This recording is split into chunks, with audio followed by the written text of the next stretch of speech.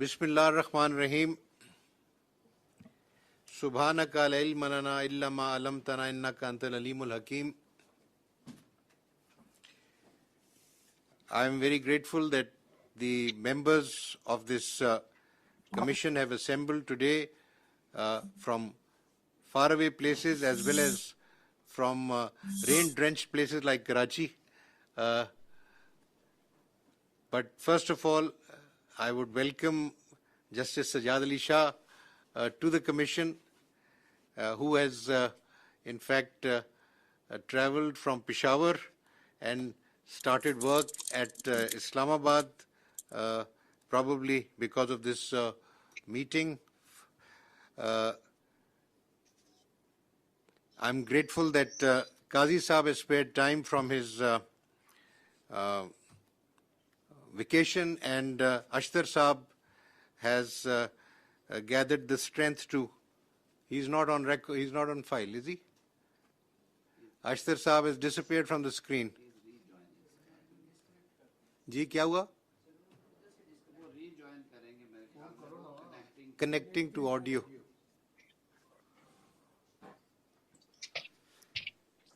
So, shall we continue without it? हाँ जी, 2 minutes ठहर जाए. Sorry, Qazi Saab, Ashtar Saab is offline, so we are trying to connect with him. Ashtar Saab, can you hear us? Yes, sir, I can hear you. Thank you. Thank you. So, welcome and thank you for joining us from London. And all of us were thinking of you and praying for your good health. I hope you are in good health. Is that right? Inshallah, sir, I will be in good health. I'm proceeding this evening to the US. Well, just keep praying for me. Inshallah. We all.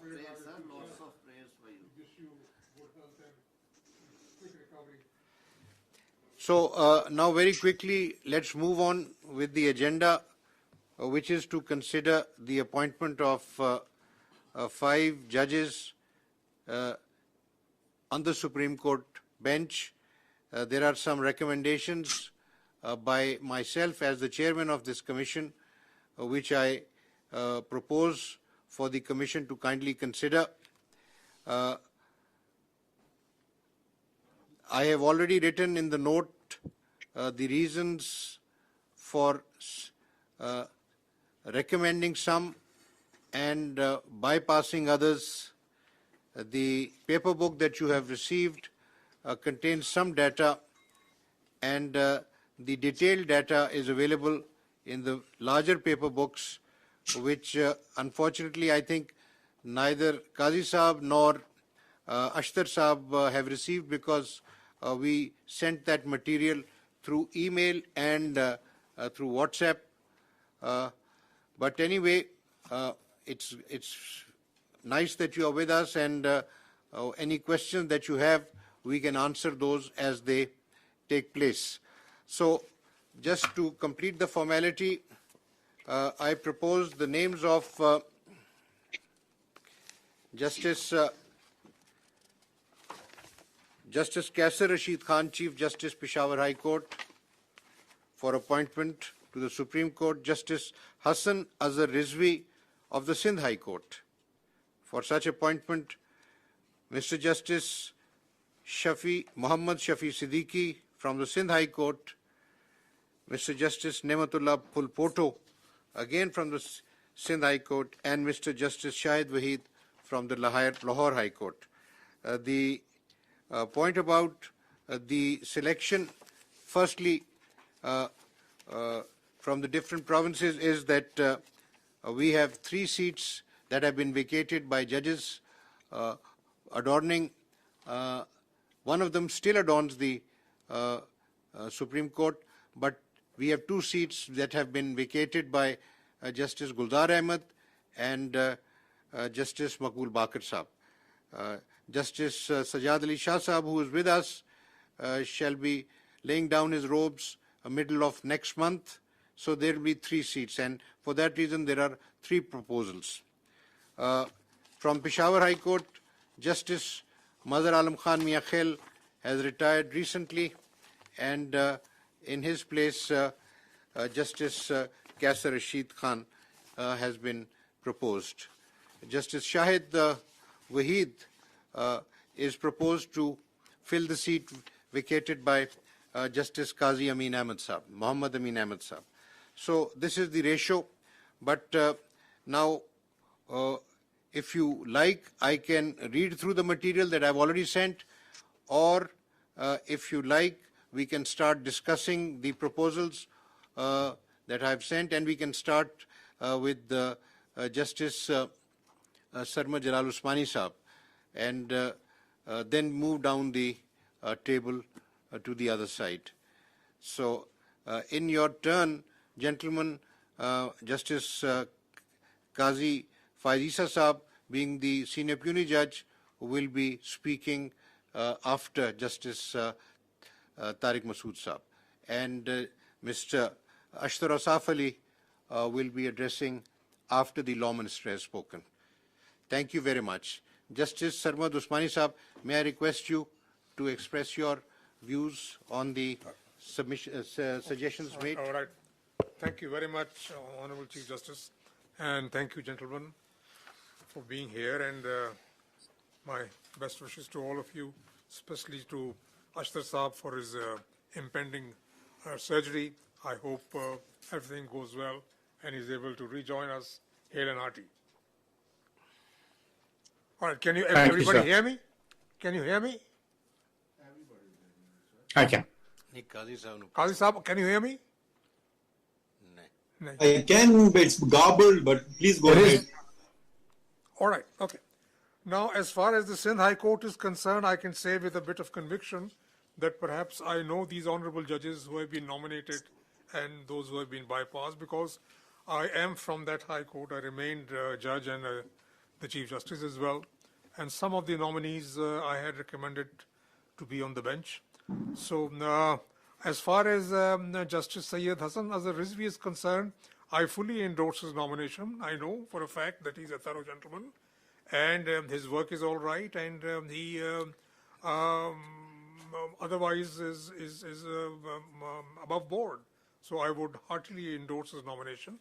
And so far as Justice Muhammad Shafi Siddiqui is concerned, I also think that he's a good judge, and he should prove an asset to the bench here. But I think there are other judges who are just as good, and they have been ignored, and they were senior to Justice Pool Poto. Now, as far as Justice Pool Poto is concerned, I know that he is above board, and I know that he's good in criminal work. But you see, I have read his judgments, and his judgments are more or less stereotyped criminal judgments, like criminal appeals and bail applications, and frankly speaking, there is hardly any innovation which one can do in a criminal case, because the principles and the law is very well settled, and even the law says how to write a criminal judgment. It's in the CRPC, so you can't really deviate from that. So therefore, I think that perhaps those who are senior to him should be considered, like Mr. Justice Abbasi and Mr. Justice Nadeem Azhar, Nadeem Rizvi, Nadeem Saab. Now, these two gentlemen out of, I think that we should consider them. And as far as Justice Abbasi is concerned, again, there is no doubt about his integrity.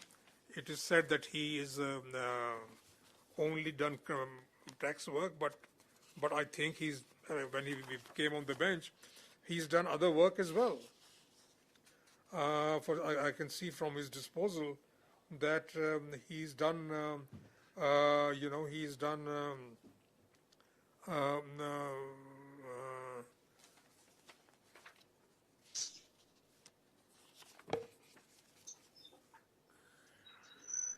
he's done work, but mostly he's done tax work, all right, but he's done family, he's done rent, he's done bail applications, he's done miscellaneous work, and appeals, criminal appeals also he's done. And so there is civil revisions, high court appeals. So tax cases, of course, because he was always a tax lawyer, so I suppose he was put on the tax bench, and the maximum number of disposal is regarding his tax matters. But that's no surprise. because obviously he has always remained a tax lawyer and he specialized in taxation. But otherwise, I find him to be a rounded gentleman. It is said that perhaps his demeanor is a bit towards his fellow judges and towards the bar is perhaps a bit strict, and maybe he's not a very congenial sort of a person, to put it that way. But I have found him, I have been meeting him over the years. I have never found any sort of defect in this part of his personality. He's always been very nice and, very pleasant as far as I'm concerned. So, but I'm sure that if the Honorable Chief Justice must have made his investigations, and I'm sure he's right. But I believe that this whatever has been said about him was due to the fact that he was bypassed, not once but twice. So therefore he was slightly bitter about it. So see, if a person is bypassed for no rhyme or reason, and obviously he may be slightly bitter. If a person, for example, is prosecuted for no rhyme and reason, and ultimately it turns out that he's been wrongly prosecuted, obviously that person will be bitter. So perhaps I don't think this may be a flaw in his character. This could probably be something which boiling up inside him, and maybe sometimes he expresses it. But otherwise, I found him to be all right. I mean, he writes these reasonable judgments. He writes good judgments also. I've read his judgments. And he is amenable to work, to disposal. And insofar as Nadeem Saab is concerned, his disposal is low. I agree with that. And perhaps, I don't know, for whatever reason, he's not being writing too many judgments. But the judgments which he writes are up to the mark. That I can say. So my thinking would be that perhaps we could consider either one of these gentlemen to be appointed rather than going down the line and appointing Mr. Pulpot. So that's as far as these from Sindh are concerned. As far as the gentleman from Peshawar High Court is concerned, obviously he's the senior most, and I'm sure that from his the type of work he's done and from his judgments also, I find it up to the mark, and I'm sure that he is a gentleman. So I would fully endorse his candidature, and similarly I would endorse the candidature of Mr. Waheed, Justice Waheed, because the other three gentlemen, I've seen their judgments, and I think that as far as judgment writing is concerned, as far as the quality of the judgments are concerned, Justice Waheed is much above them. And so therefore, and otherwise he's a gentleman, he's above board. So I would endorse that. Thank you very much. That's all I have to say. Thank you, sir. Thank you. Justice Sajad Ali Shah Saab. Thank you very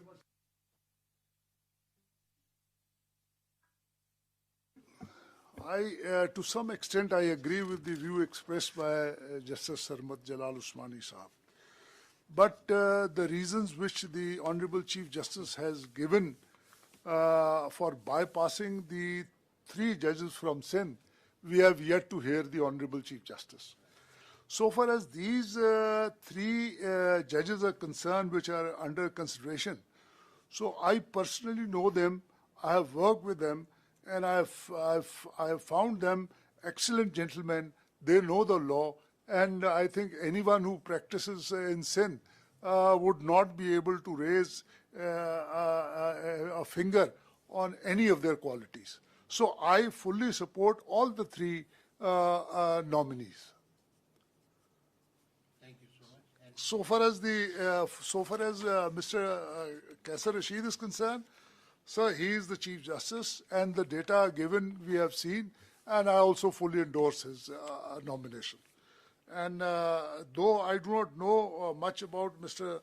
Shahid Waheed, but I again rely on the data provided to me, and I feel that his nomination is also fine. thank you very much. Justice Yadul Hasan Saab. Thank you very much, sir. I welcome Justice Usmani, Justice Sajad Ali Shah, who has joined us for the first time. Mr. Tarar has been here for a while, and the representative of Pakistan Bar Council. He's a very senior counsel. Welcome to you all. Qazi Saab, Attorney General Saab. Sir, I have carefully gone through the recommendations that you have made and the reasons that you have recorded for recommending some and not recommending others. I have also carefully examined the judgments of all the gentlemen and the work that they have done over the past many years since elevation, and the judgments which they have sent as their 10 best judgments. As far as the first recommendee, Mr. Kaisar Rashid, Mr. Justice Kaisar Rashid is concerned, I mean, he ticks all the boxes. According to my information, he has immaculate integrity. His competence is not questionable. His temperament, as many people as I could talk to, including the ones coming from KP who are our colleagues in the Supreme Court, they all endorse the fact that he is a thorough gentleman and has exactly the temperament that a judge needs to have. Likewise, the number of his judgments show that he has done a fair amount of work, and he has done work on all sides. There are reported judgments of the criminal side, civil side, constitutional side, and I would call him an all-rounder, which essentially is a requirement that we need of the Supreme Court at this point in time. As far as, so I recommend him, and I entirely agree with the recommendation of the Honorable Chief Justice. This is in addition to the excellent administrative work that he has done in setting up courts in Waziristan and the Fatah area. Now, as far as Justice Hassan Raza Rizvi, Justice Shafi Siddiqui, and Justice Nematullah Phulpoto is concerned, I have read their judgments, and I would admit I have no first-hand knowledge of their personality or their temperament, but as much as I can gather from whatever information I have received, and I have discussed this information with my colleagues in the Supreme Court as well as some of the judges of the High Court that I have had the opportunity of discussing, I find that all of the three judges that have been recommended again tick all boxes that we need to tick, which is integrity, competence, temperament, and capacity.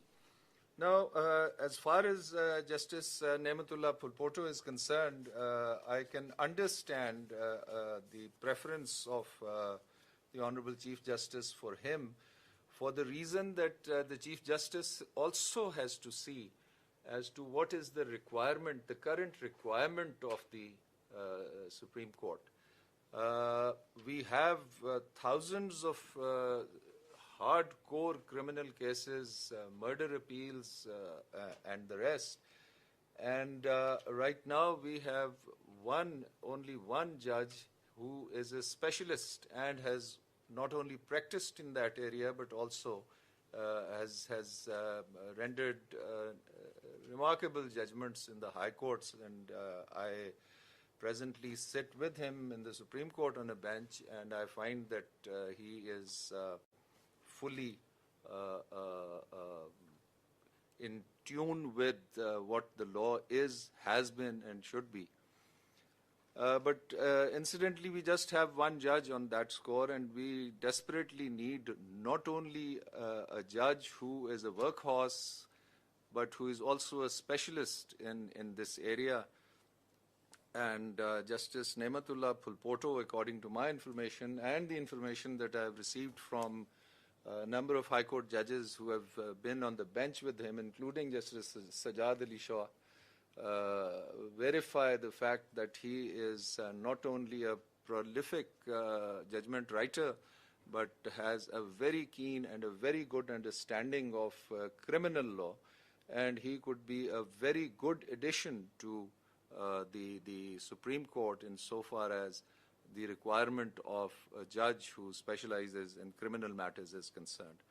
So, understanding the concern of the Honorable Chief Justice of Pakistan, I fully endorse the view that we need a judge who specializes in criminal law in order to bolster our capacity to quickly deal with criminal matters of which there is a considerable backlog. Finally, Justice Shahid Waheed, I have been his Chief Justice, so has the Honorable Chief Justice of Pakistan, and so have some of the other judges who are from the Lahore High Court. And all of them are very clear about his capacity, his integrity, and his ability to write very good analytical judgments, and the quality of judgments, as Justice Sarmat Jalal Usmani has just said, is way above the first three gentlemen, who incidentally, the Honorable Chief Justice has been working on the civil side, but as has been noted, for a number of years he doesn't have any reported judgments, and whatever judgments have been reported deal with very routine matters. On the other hand, the gentlemen at number 2 and number 3 are again judges who have written routine judgments on the criminal and civil side, and do not, in my opinion, match up to the level of analysis and innovation in civil law that Justice Shahid Waheed is capable of doing. An additional advantage of elevating Justice Shahid Waheed is that, again, hardcore civil side expertise we do need in the Supreme Court at this point in time. And Justice Shahid Waheed has done a lot of work as a practicing lawyer, as a judge of the High Court, as well as when he sat in the division benches dealing with hardcore civil matters for which there is a requirement in the Supreme Court. Plus, in my humble opinion, Justice Shahid Waheed has the temperament and the capacity that we require in the Supreme Court with the sort of work we have. Just one final note that essentially the Chief Justice of Pakistan is the head of the team that he has to field in order to deal with all matters, civil, criminal, constitutional, which come to this court. And he has threadbare and very impartially looked at the various merits, demerits, strengths and weaknesses of all the judges, which is evident from the fact that he has made an extra effort not only to call for their 10 best judgments, but he has also made an effort to ask for judgments of other judges, junior and senior to this particular nominee, and has made an assessment with which I find myself in entire agreement.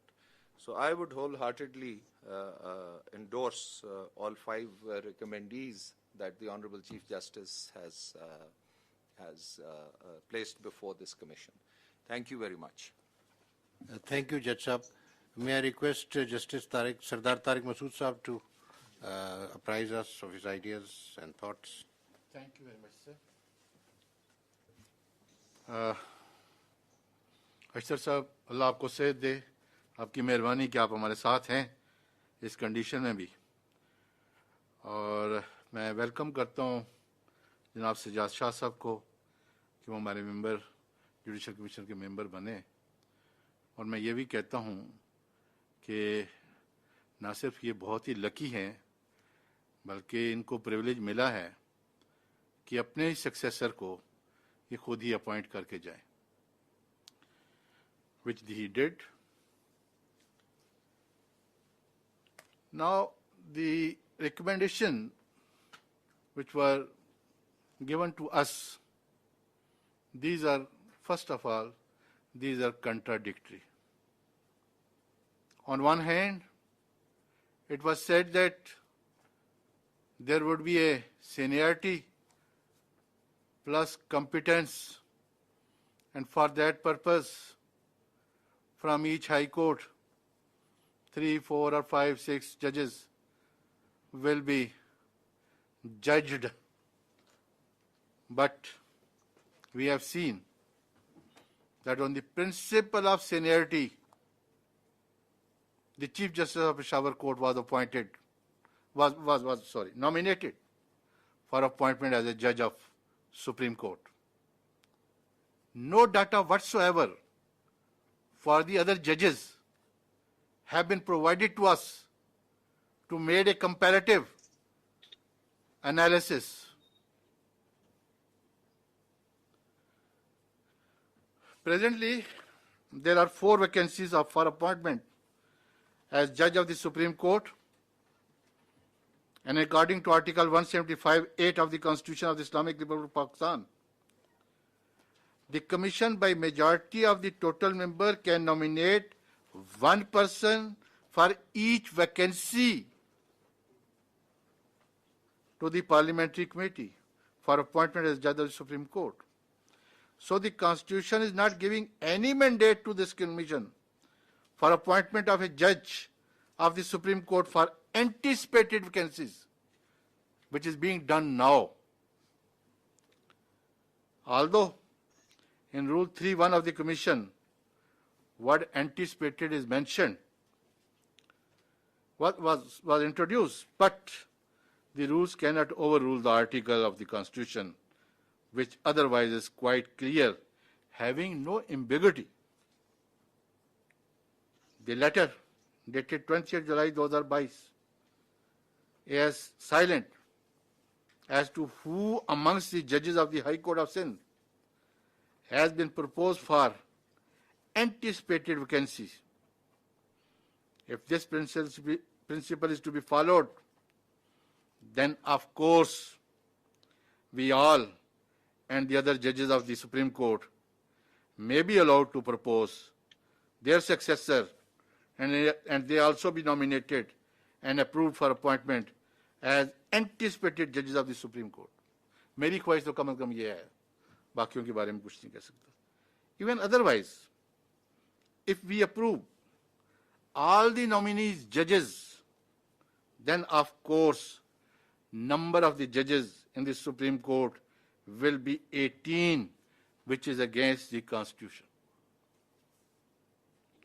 Although under Section 177 of the Constitution, the eligibility for appointment of a judge, as a judge of the Supreme Court is 5-year service as judge of the High Court.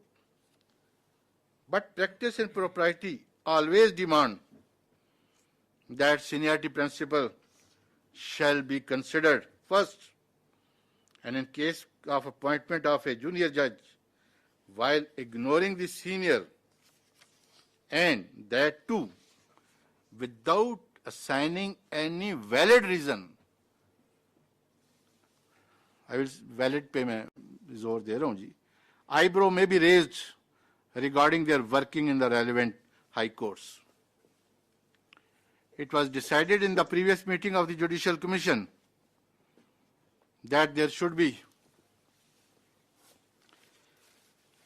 sorry ऐसे वो आ रही है उसके ऊपर वो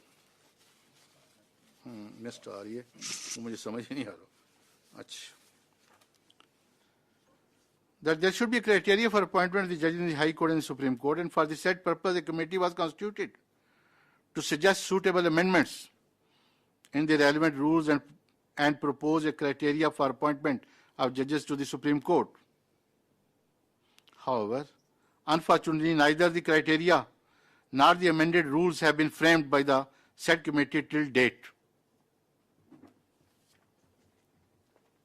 Although the Honorable Chief Justice has stated on previous meeting that integrity, capacity, temperament, and one thing more, competence, have been settled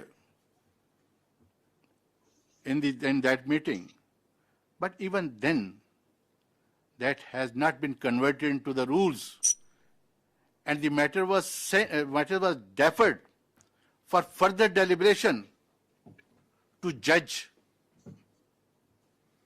how the criteria will be determined. The list provided of the nominee judges, barring Chief Justice of the Peshawar High Court, who are the junior judges than their senior, and the senior judges are more eligible. So far, I have gone through the data for appointment as judges of the Supreme Court than the junior nominees. The letter written by Mr. Justice Ahmad Ali Sheikh indicates that he had earlier wrote a letter on 12th March 2022, which was not shared with us in this meeting, in which he had written that due to some circumstances, he is not interested for elevation as judge of the Supreme Court. He is nobody to refuse so. This letter may not be a reason for not considering him for appointment as judge of the Supreme Court. If he was appointed as a judge of the Supreme Court and he refused, then Article 206(2) of the Constitution will operate against him and he will be deemed to have been retired. Only then the next judge junior to him can be considered for appointment as judge of the Supreme Court. Even otherwise, in the Constitution, there is no provision or concept for getting consent or refusal from a judge, Chief Justice, for appointment as a judge of the Supreme Court. On the other hand, Justice Atar Minallah, who is second to Justice Ahmad Ali Sheikh in seniority amongst Chief Justices of the High Court of the country, has been superseded and completely ignored. No data or record regarding his work and capacity has been provided to the Commission. There is no reason available on record as to why he has been superseded. His integrity, capacity, temperament, etc. is above board, which is known to everyone. His judgments are being considered, discussed, and relied upon by the judiciary of other countries. Nobody can raise a finger toward his integrity, capacity, etc. But surprisingly, he was ignored despite the fact that he is the most senior judge amongst the Chief Justice of the High Court. हमारी एक informal सी meeting पहले हुई, उसमें chief साहब का कहना ये था कि इस्लामाबाद हाई कोर्ट का जज का यहाँ लाने का कोई कंसेप्ट है ही नहीं. 175 में इस्लामाबाद हाई कोर्ट का जिक्र है. 175 में इस्लामाबाद हाई कोर्ट में जजेस बनाने का भी जिक्र है. 175 में ये लिखा गया है कि जजेस को जब सुप्रीम कोर्ट लाया जाएगा वो फ्रॉम दी हाई कोर्ट से लाया जाएगा. वहां किसी का नाम नहीं लिखा होगा, पंजाब से लाया जाएगा, सिंध से लाया जाएगा, कोयटा से लाया जाएगा, वो लाया जाएगा. So the high courts, there are 5 high courts and we have a example. Iqbal Umeedur Rahman was appointed as judge of the Supreme Court from Islamabad High Court. So, his ignorance, usko ignore karna, this is, I say, he is the most senior Chief Justice of all the High Courts. But he has been ignored at all. And there is no reason for that. It is quite clear that in the High Court of the Sindh and the Lahore High Court, and amongst the Chief Justices of all the High Courts, there are many senior judges than the nominees. for appointment as the judge of the Supreme Court. This amount to discrimination, which is against the mandate of the Constitution. We daily decided the cases in the courts on the basis of the discrimination. But why a discrimination is being done in our own institution?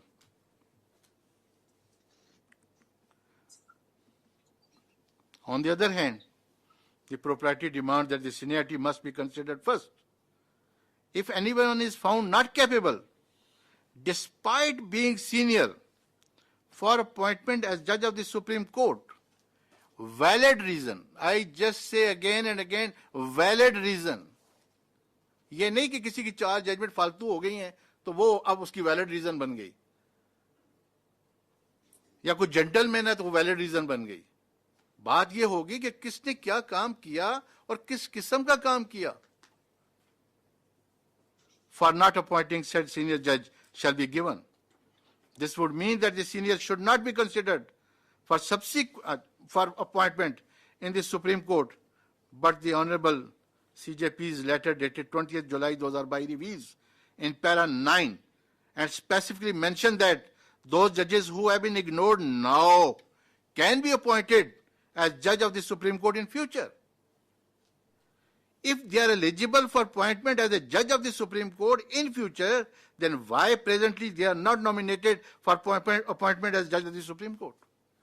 कल अगर वो बन सकता है जनाब chief जज of the supreme court, तो आज क्यों नहीं बन सकता?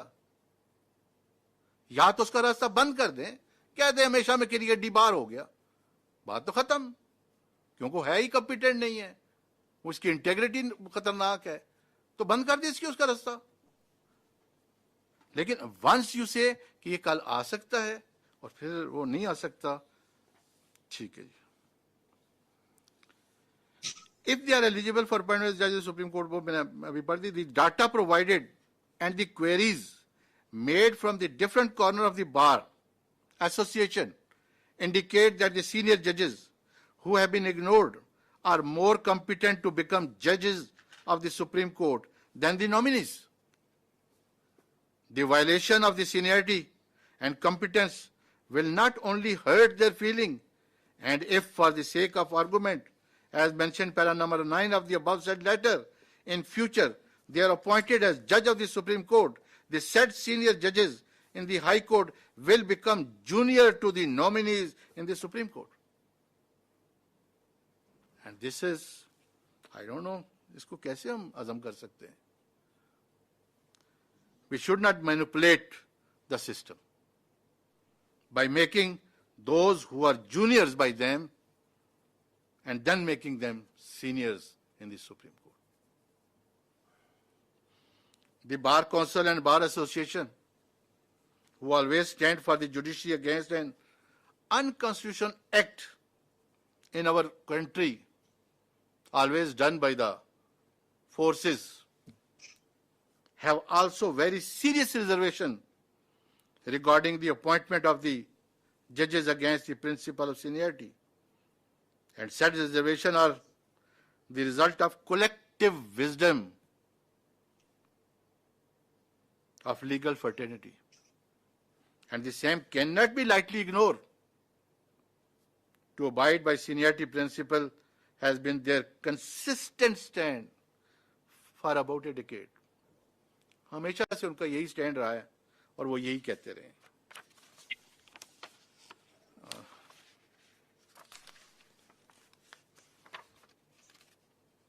Sorry, sir. So far, nominees from the High Court of Sindh are concerned, no data of Mr.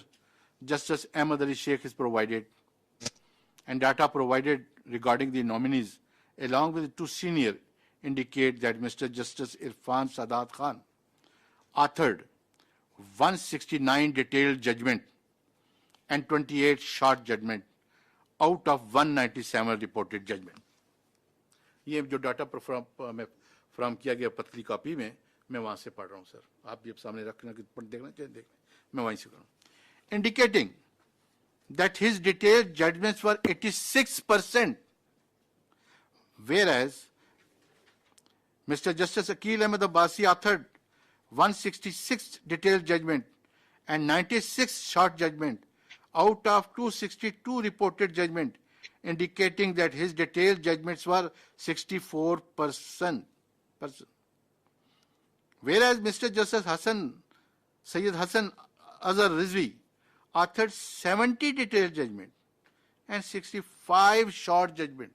He relied more short judgments out of 135 reported judgment, indicating that his detailed judgments were 52%. Mr. Justice Nadeem Akhtar authored 152 detailed judgment and 63 short judgment out of 215 reported judgment, indicating that his detailed judgments were 71%. Mr. Justice Muhammad Shafi Siddiqui authored 106. This is what I'm saying again, because it was said that Mr. Gheba and Mr. Amir Bhatti, who is the Chief Justice, he had given very few detailed judgment, reported judgment. मैं इसलिए इसको थोड़ा सा कहा है 71%. Mr. Justice Muhammad Shafi authored 106 detailed judgment and 42 short judgment out of 148 reported judgment, indicating that his detailed judgment was 72%. Likewise, Mr. Justice Niyamatullah Phulpoto authored 134 detailed judgment and 111 short judgments. We all know in फौजदारी case कैसे short judgement लिखी जाती हैं, किस तरह lawyers को कहा जाता है विड्रॉ करो, क्या करो, you know everything, we know everything. Out of 245 reported judgment indicated, and his detailed judgment were 55%. This equation also point out that the ignored judges have given more detailed judgment than some of the nominees. Rather, Mr. Justice Irfan Sadat Khan has authored 86% detailed reported judgment, which are highest than the judgment of the nominees. सबसे ज़्यादा है उसकी. But he has been ignored.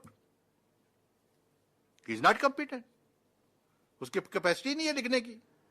इसलिए even the reported judgment of Mr. Justice Irfan Sadat Khan and Mr. Justice Akil Abbasi are more than the reported judgment authored by Mr. Justice Sayyid Hassan Azhar Rizvi and Mr. Justice Muhammad Shafi Siddiqui of the High Court of Sindh.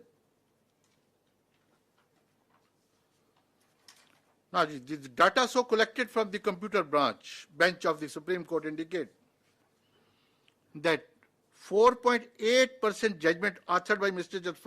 Justice Irfan Sadat Khan were set aside, whereas his 57.6% judgments were upheld.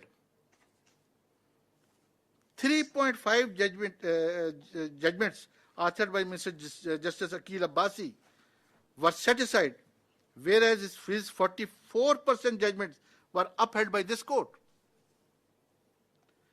5% judgment handed down by Mr. Justice Sayyid Hassan Azhar Rizvi were set aside, whereas his 56 judgments were upheld by this court. 4.9% judgment authored by Mr. Justice Muhammad Shafi Siddiqui were set aside, whereas his 60% judgment were upheld by this court. Likewise, 11.7 judgment authored by Mr. Justice Niyamatullah Khan Phulpoto was set aside. सबसे ज़्यादा इसकी जो set aside हुई. Whereas his 48 judgments were upheld by this court. The above data and percentage of set aside judgment authored by Mr. Justice Irfan Sadat Khan and Mr. Justice Akil Ahmad Abbasi are lesser in number than the other nominees, judges of the High Court of the Sindh, which indicate the better competency and command of law of the said two senior judges. The reported judgment of Mr. Shahid Waheed of the अब Lahore out की बात कर रहा हूँ, वहाँ तो मैं ख़त्म कर दिया. The reported judgment of Mr. Shahid Waheed of the Lahore High Court are less than the judgment authored by Mr. Justice Shujaat Ali Khan. The detailed reported judgment of Mr. Justice Shahzad Ahmad Khan Gheba, Shahzad Ahmad Khan and Shujaat Ali Khan are higher than the judgment of Mr. Shahid Waheed and almost equal to Mr. Justice Muhammad Amir Bhatti. So this comparative chart annexed with the record also indicate that senior judges are more eligible than the nominees judges.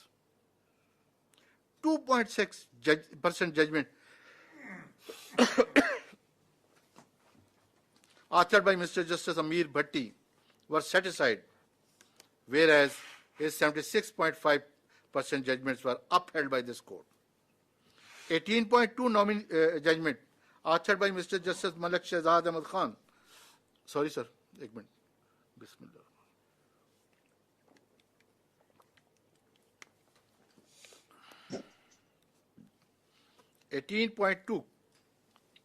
%% judgment authored by Mr. Amir Bhatti Kapal was set aside, whereas 2.6 was that. 18.2 judgment authored by Mr.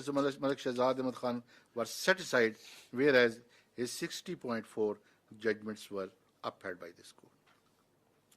2.3% judgment authored by Mr. Justice Shujaat Ali Khan were set aside, and whereas his 71% judgment were upheld by this court. On the other hand, 4% judgment were authored by Mr. Justice Shahid Wahid were set aside by this court, whereas his 77.8% judgment were upheld. So the percentage of set aside judgment of Mr. Justice Amir Bhatti and Mr. Shujaat Ali Khan are lesser in number than the nominee judge Mr. Shahid Wahid of the Lahore High Court. This data also confirms that the senior most judges and other seniors are equally rather better competent than the nominees. So far, Niamatullah Phulpoto is concerned, I totally agreed with my senior most judge, Usmani Saab. I have also gone through the judgments handed down by Mr. Justice Niamatullah Phulpoto, who has normally authored his judgment on criminal side. 111 judgments were challenged before the court. Out of 9 were pending. Leave was granted in 27 cases, and 13 judgments were set aside, and his judgment set aside, whereas 53 cases were dismissed, out of which many of them were dismissed having become infectious. मुझे इसलिए मैं ये कह रहा हूँ, मेरे पास वो data भी है, रिकॉर्ड मेरे पास मौजूद है, मैं कहेंगे मैं एक एक नंबर पढ़ के बताऊंगा, वो लिखा हुआ है कि those has been become infectious for the reason या तो बंदा जेल से छूट गया या वो मर गया. ज्यादातर उसकी तमाम वो जजमेंट जो हुई हैं, लॉ हुई हैं, या कहें कि उसको डिस्पोज ऑफ किया गया है, वो इस ग्राउंड पे डिस्पोज ऑफ हुई है. ये मेरे पास वो सारा रिकॉर्ड मौजूद है जो मैंने ऑफिस से मंगवाया. A perusal of the judgment indicates that although he is known to be a judge having command on criminal case matters, but rightly as said by Usmani Sahab, but his judgments are average, indicating that his concept toward criminal law is not clear. मैं सिर्फ एक example दूंगा. One example is that in all the cases, अभी अब कहें मैं सारे खोल के एक एक लफ्ज पे पढ़ के बता देता हूं, मैंने अंडरलाइन किए हुए. In all the cases, he firstly discussed the medical evidence and only observed that the death of the deceased was unnatural, hence it corroborates the ocular account. The Supreme Court has already settled as far back as 1990 and 1991, Usmani Sahab ko pata hoga, that medical evidence cannot be considered as a corroborative piece of evidence, as it neither pinpoints the accused nor names the assailant, and it only gives the detail of the injury, the condition of the dead body, the cause of the death, duration between injury and death, and between death and postmortem, etc., and can only be considered as a supportive evidence, but not as a corroborative piece of evidence. मेरे सामने वज़ीर कानून भी बैठे, फौजदारी करते रहे, और उस्मानी साहब ने भी यही कहा, लेकिन मैं आपको ये एक एग्जाम्पल बताइए. But almost in his judgment, the learned nominee judge has observed the same as a corroborative piece of evidence for conviction. There are many other things. मैं अगर वो आपको पढ़ के सुनाने की कोई बताना शुरू कर दूं तो आप परेशान हो जाएंगे. When he gave the facts, He gave the ocular account was produced as PW3 and PW4. What PW3 say 11111 سارا کر دیا. What PW4 سے 1111 اس کی پوری کہانی بیان کر دی. پھر اس کے بعد باقی گوان کا ذکر کر دیا, پھر بحث کی ذکر آ گئی, پھر آگے اپنی ان کی آبزرویشن. جب اپنی آبزرویشن آئی تو انہوں نے کہنا, پہلے تو میڈیکل کو انہوں نے کھنگالا, پھر اس کے بعد کہنا شروع کر دیا PW3 appeared as a eye witness and he said 11111. وہ تمام سٹوری جو پچھلے چوتھے صفحے میں وہ کہہ چکے ہیں وہ ساری پھر ریپروڈیوس کی. PW4 سے پھر 1111 وہ ساری پھر ریپروڈیوس کر دی, اور آخر میں کہہ دیا کہ کیونکہ آکولر اکاؤنٹ نے بڑا ٹھیک ٹھاک بیان دے دیا ہے تو this is sufficient for conclusion. تو کہاں ہے وہ appraisal and reappraisal of evidence کا جو پرنسپل بنائے گئے دس کورٹ کے, وہ کدھر ہیں؟ مجھے تو کہیں نظر نہیں آئے ان ججمنٹس میں. On the other hand, it was said, جب شہزاد کھیبا صاحب کو کہا گیا کہ اس کو نہیں بنا رہے ہم لوگ, ابھی اس میں جو ریزن دی ہے وہ یہی دیا جی اس کی ایوریج ججمنٹ ہے. کھول کے دیکھ لیجیے, ایک ایک ججمنٹ کو پڑھ کے دیکھیں گے, یو ول سی.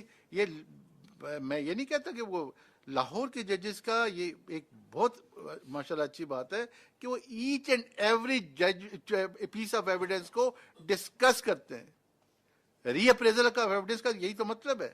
ہم سپریم کورٹ میں تو یہ کہہ سکتے ہیں کہ نو بس ٹھیک ہے, it's alright, both the courts have seen and we are not going to say. ہمارا تو اور بات ہے, لیکن جب اپریزل کرنا ہے ٹرائل کورٹ نے, ری اپریزل کرنا ہے. Reappraisal mean the whole reappraisal, not a summarily کرنا ہے. تو یہ آلموسٹ ان دی ججمنٹ یہی کچھ کہا ہے انہوں نے جی. His reasoning against the settle principle of appraisal and reappraisal of the evidence. What is even more worrying is that he adamantly refuses to read or follow our 30-year-old Supreme Court precedents, thus contravenes Article 189 of the Constitution. But he has been nominated. Okay. The information so far I have gathered from different corners of Sindh is that his integrity is also questionable. Whereas the reason for his appointment given in the letter dated 20th July 2022 is silent regarding his integrity.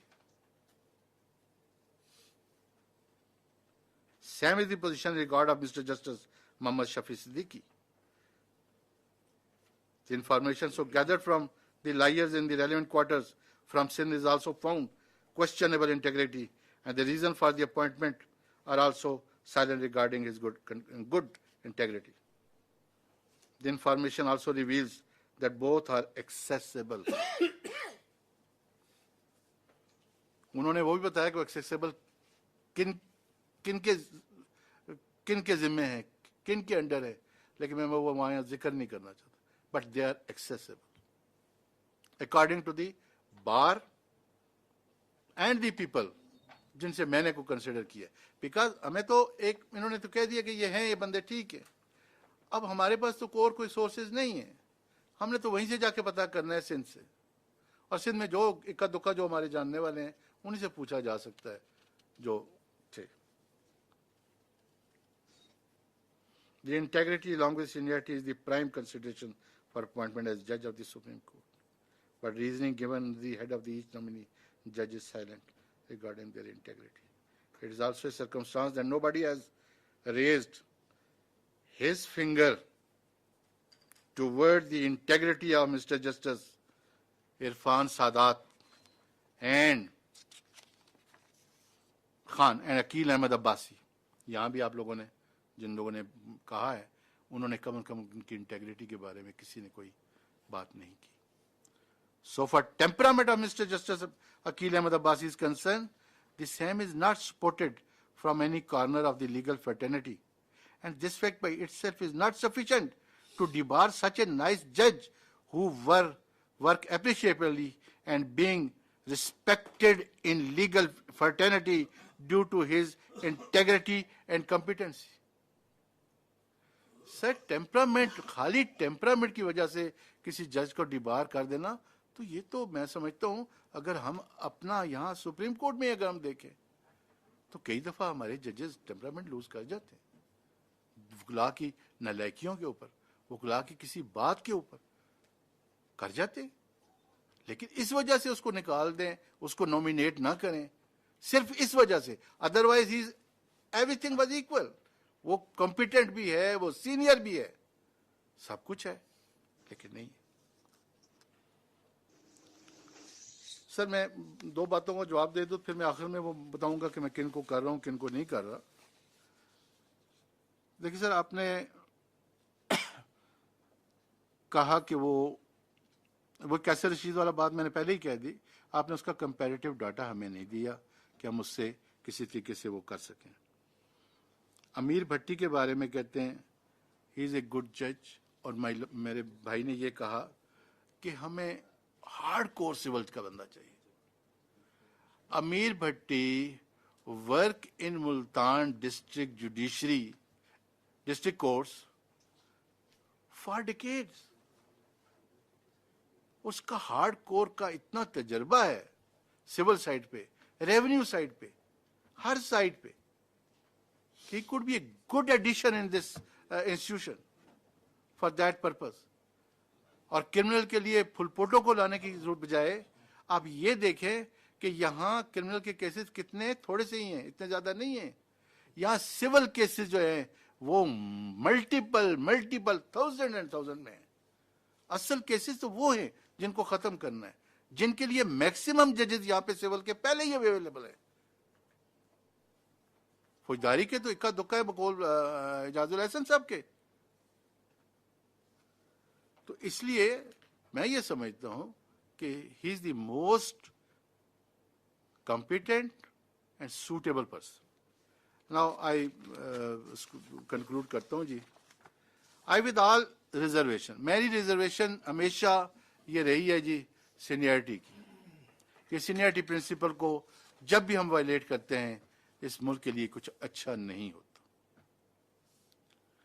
I with all above reservation is not inclined to approve the proposal for appointment of Mr. Justice Sayyid Hassan Azhar Rizvi, Muhammad Shafi Siddiqui, Niamatullah Phulpoto, falling at serial number 4, 6 and 7 of the seniority list respectively in the High Court of the Sindh, and Mr. Justice Shahid Waheed falling at serial number 4 of the seniority list in the Lahore High Court. As we have been provided comparative record, and I say that from the above comparative discussion, I am confident that in view of the seniority principle, integrity and competency, Mr. Justice Muhammad Amir Bhatti is suitable for appointment as Judge of the Supreme Court on vacant seat. Likewise, on the principle of seniority, Mr. Justice Ahmad Ali Sheikh, keeping in view his vast experience as the Chief Justice of the High Court of Sindh and his earlier consideration for appointment as an ad hoc Judge of the Supreme Court, he is also suitable for his elevation as a Judge of the Supreme Court of Pakistan.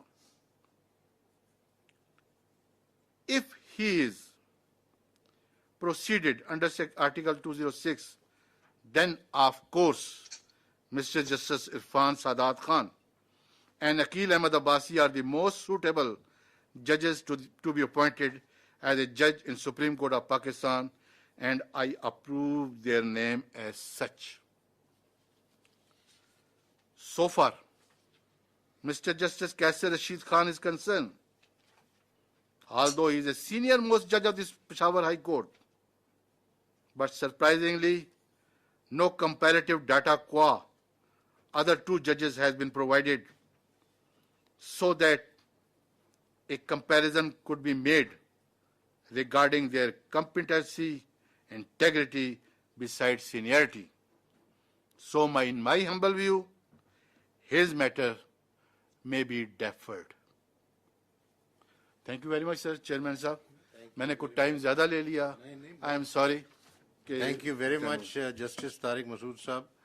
Your analysis is very illuminating, and all that you have said needs to be dealt with during our discussion and will be answered.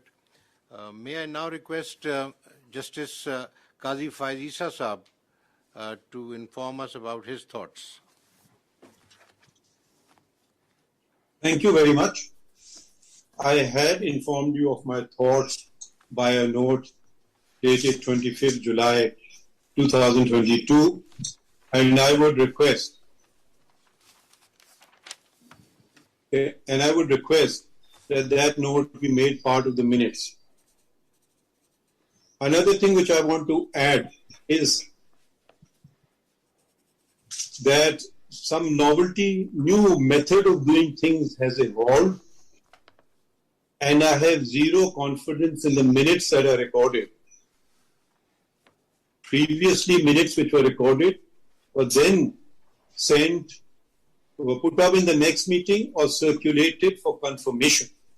This has arbitrarily been put a stop to, which I have raised in writing a number of times, that the minutes were wrongly recorded, and give me the recording of them which will confirm this. This was withheld from me. The senior most judge of the Supreme Court, a member of the Judicial Commission of Pakistan. So the accuracy of recording of minutes, why this suppression of the truth? I would go one step further. Why are we keeping the public out? Article 19A of the Constitution has been enacted. It gives right of information to everyone. Why proceed behind closed doors? My experience has been, whenever you proceed behind closed doors, it is because one does not want uncomfortable truths to emerge and to suppress them. So I would request that the minutes, it be resumed, the procedure before, the minutes were sent for confirmation, and not at the end of the day, 7 people, 9 people, 13 people decide something, and one gentleman who I have the highest respect for may not have paid close attention or may have misunderstood something and record something, and that becomes the minutes of the meeting. Sir, this practice is not prevalent in limited companies, in any other meeting procedure, and was always the practice of this court. Let us not jettison the good things that we used to abide by. Please do not arbitrarily send a note that this is the minutes of the meeting. So I would request, my eyes were opened by the data provided by Sardar Saab. Now, if we had all been involved in this process from the inception, it wouldn't have come to this. To expose, I'm sure the Chief Justice was misled. To expose, will any heads roll?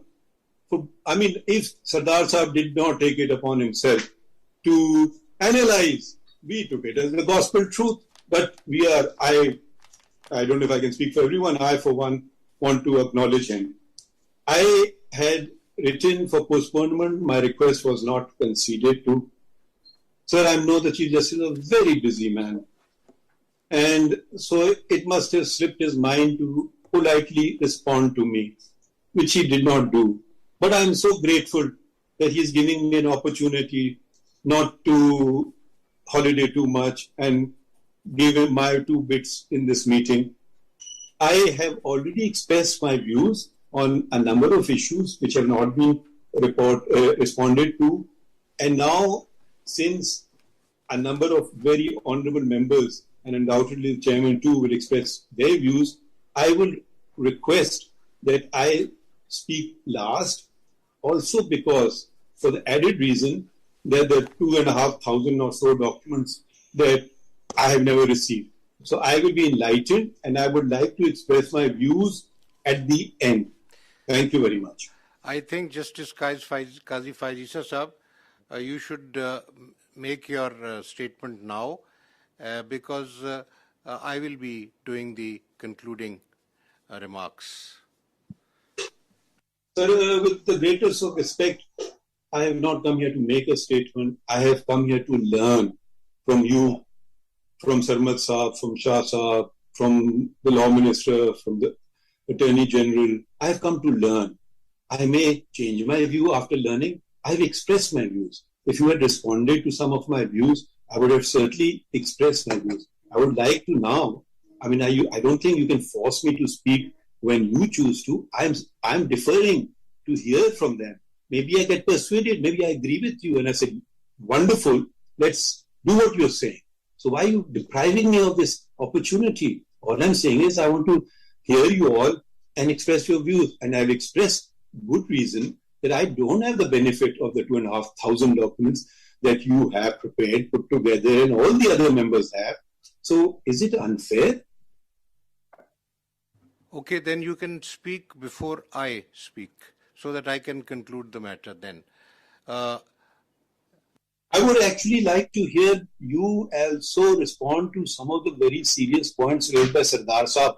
And if you can put them to rest, it will change my opinion. So, sir, your golden words are eagerly awaited, sir. Thank you. May I now request the Attorney General, may I now request the Law Minister to kindly express his views. Thank you very much, Mr. Chairman. And first of all, I congratulate Mr. Sajjad Ali Shah for joining the first meeting. Many prayers for Attorney General Ashtar Osaf for a swift and quick recovery, and look forward to see him here appearing before the benches, having meetings with us, and bringing us to the dinners as he always does. Sir, I've been enlightened by the material sent to me by the Commission, as well as the views expressed by the honorable members of the Commission. Before I comment upon the nominations, I would like to place on record my views regarding the principle of seniority and fitness for elevation of the candidates. As all of us know, that this being the apex court of the country, and there is no other court who can actually sit over the Supreme Court for reversing or changing or setting aside the orders and correcting the wrongs, if any, committed by the court. Sir, we expect that we should always go for best of the best.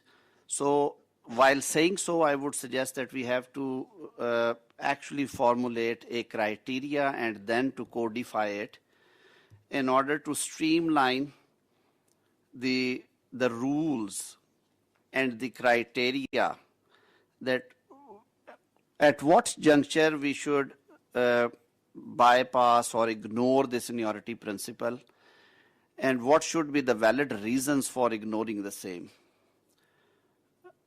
Mr. Chairman, unless and until we actually with open hearts we sit together and we frame these rules, my belief is that we would not be able to bring transparency to these proceedings. And in that eventuality, we will be losing the trust of the stakeholders and the public at large. Sir, I have seen in the past years, the bar bodies, the bar councils and bar associations are time and again urging that there has to be codified formula for the functioning and the criteria, functioning of the commission and the criteria for the elevations, be that it may the high courts and more particularly, sir, the Supreme Court of Pakistan. I am impressed the way the honorable chairman tried to bring everything on record and give us an opportunity to analyze the material and then to decide. But as Justice Sardar Tariq Masood pointed out, sir, when we look into these things, many confusions and many questions arise in our minds. When I gone through the material and the judgments and the data provided by the Judicial Commission of Pakistan to me. And sir, I'm grateful that this time I received the material well before the convening of meeting, and I also appreciate and grateful for the decision taken by the Commission, and more particularly by the chairman, that at least 7 days notice should be given to convene a meeting for appointment of honorable. Sir, it's a very sacred and noble duty, and we have to put all efforts to ensure that most suitable, competent and spotless candidates should be considered and then appointed for these high offices. Sir, coming to I would not take much time. Coming to the candidates and their eligibility, starting from the first nominee, Mr. Kaisar Rashid, the Honorable Chief Justice of Peshawar High Court. Sir, I agree with the opinion expressed by Sardar Tariq Masood. Sir, it would have been in fitness of things, and it would have been extremely helpful for all of us if rest of the 2 judges or 3 judges, like the judge, the senior puisne judge, and the judge at number 2 in the number 3 in the seniority, their credentials and their judgment should also be placed, since we are actually bypassing the principle of seniority in Punjab and in Sindh. Speaking for myself, sir, I know both the gentlemen, Justice Kaisar Rashid and Mr. Justice Ruhul Amin Champkini, who is the senior puisne judge there. Incidentally, both were honorable members, Pakistan Bar Council in 2010-15 tenure when I was first elected for that office. And I had an honor and opportunity to work with both of them. So as a lawyer, I feel that they were dignified persons. But when I compare their working in the council, their input in the issues coming to the legal education committees and the disciplinary proceedings and even the threadbare discussions on the national and legal issues, I found much or better clarity of thoughts in Mr. Ruhul Amin as he then was, comparing to Justice Kaisar Rashid. I have never appeared before both of them. But when I spoke to my colleagues at Peshawar High Court, in their assessment, first of all, there is one interesting factor may I bring before this August forum, that Mr. Kaisar Rashid and Mr. Ruhul Amin were elevated in the same badge, I believe, or if there was any difference of badge. Right now, their seniority is at number 1 and 2, but their age of the date of retirement is only with 24 hours difference. So if one gentleman would be retiring on 21st of March 2022, the other honorable judge, the puisne judge, would retire the next day. So it's quite interesting. Even the honorable judge at number 3 would also retire in the same week. So for all the more reasons, I would, sir, suggest that we should examine the credentials of all 3 gentlemen, because they enjoy almost same kind of seniority. The experience on the bench and experience of life is almost one and the same. So it would be extremely helpful for us if we get material credentials, their judgments, their comparative work for consideration for all 3 gentlemen, and till that time we defer the appointment from Peshawar High Court of Justice Kaisar Rashid. Now, sir, coming to Sindh, with all respect and humility, unfortunately, I have never worked at, or even I have never appeared before a bench at Sindh High Court. शायद वहाँ के लोगों को इतनी अच्छी वहाँ पे legal assistance मिलती है कि वो बहुत कम बाहर निकलते हैं जी. और it's a beautiful court premises, बहुत काबिल और अच्छे जजेस भी वहाँ से आए, लेकिन सर मेरे लिए ये तशनगी रह गई. So I would confine myself only to the material and its analysis, और जो वो comparison किया जा सकता है, and for rest of things के उनकी कोई integrity या جو ان کی ریپوٹیشن ہے بار میں اور ان کی ذات کے بارے میں اگر کوئی بات ہے سر، اس کے لیے I would prefer to rely upon the opinion of Justice Mr. Akhtar Hussain. بار کو ریپرزینٹ کرتے ہیں سر. میں نے یہ جسارت کیوں کی ہے، جو آنریبل ججز کی اوپینین سر انٹیگریٹی اور جو کنڈکٹ کے بارے میں یا ڈیمینر کے بارے میں بہت اچھی ہو سکتی ہے، لیکن sir my personal understanding is spending 28 years at the bar, sir جو bar members are eyes and ears of this profession. کیونکہ سر ہم لوگ ایک سے دوسری، دوسری سے تیسری، تیسری سے چوتھی کورٹ میں جاتے ہیں، ہر بندے کو سر کام کرتے ہوئے دیکھتے ہیں، ان کی جو کمپیٹنس کا لیول ہے، ان کی جو کیسز کا ڈسپوزل ہے، ان کے لکھنے کا انداز ہے، ان کا آرڈر ڈکٹیٹ کرنے کا طریقہ، ان کا کورٹ میں ڈیمینر، لائرز کے ساتھ کنڈکٹ، لٹیگنٹس کے ساتھ کنڈکٹ، سینئر پارٹنرز یا junior partner in the division bench یا لارجر بینچز میں ان کا جو ساری چیزیں سر وہ ساری ہم لوگ دیکھتے ہیں، اور میرے خیال میں سر وہ قدرے بہتر اسیسمنٹ ہوتی ہے. تو سر اس پارٹ کے لیے میں رائے کروں گا سر اختر حسین صاحب سے کہ وہ ہمیشہ بڑا باریک تجزیہ دیتے ہیں، and more especially he belongs to same city اور he has been working Sindh high court for almost Akhtar sahab 50 years. Golden jubilee ہو گئی کیا جی؟ Now sir, as far as the nominations are concerned, I agree to great extent that when we sir the expectancy principle یا ایک خواہش ہوتی ہے آپ کی کہ میں الٹیمیٹلی اپنا کیریئر ایپکس کورٹ میں آ کے وہ کلمینیٹ ہو، تو سر سینئرز کو اگنور کرنے کے لیے میرے خیال میں سر بہت ویلڈ اور ساؤنڈ ریزنز ہمیں درکار ہونی چاہیے. اور میں نے شاید اسی لیے سر شروع میں کہا تھا کہ گورنمنٹ بھی یہ سمجھتی ہے، and I have also discuss this issue with my colleagues in the cabinet جو تھوڑا سا لیگل جن میں انٹرسٹ ہے، and also with the honourable prime minister.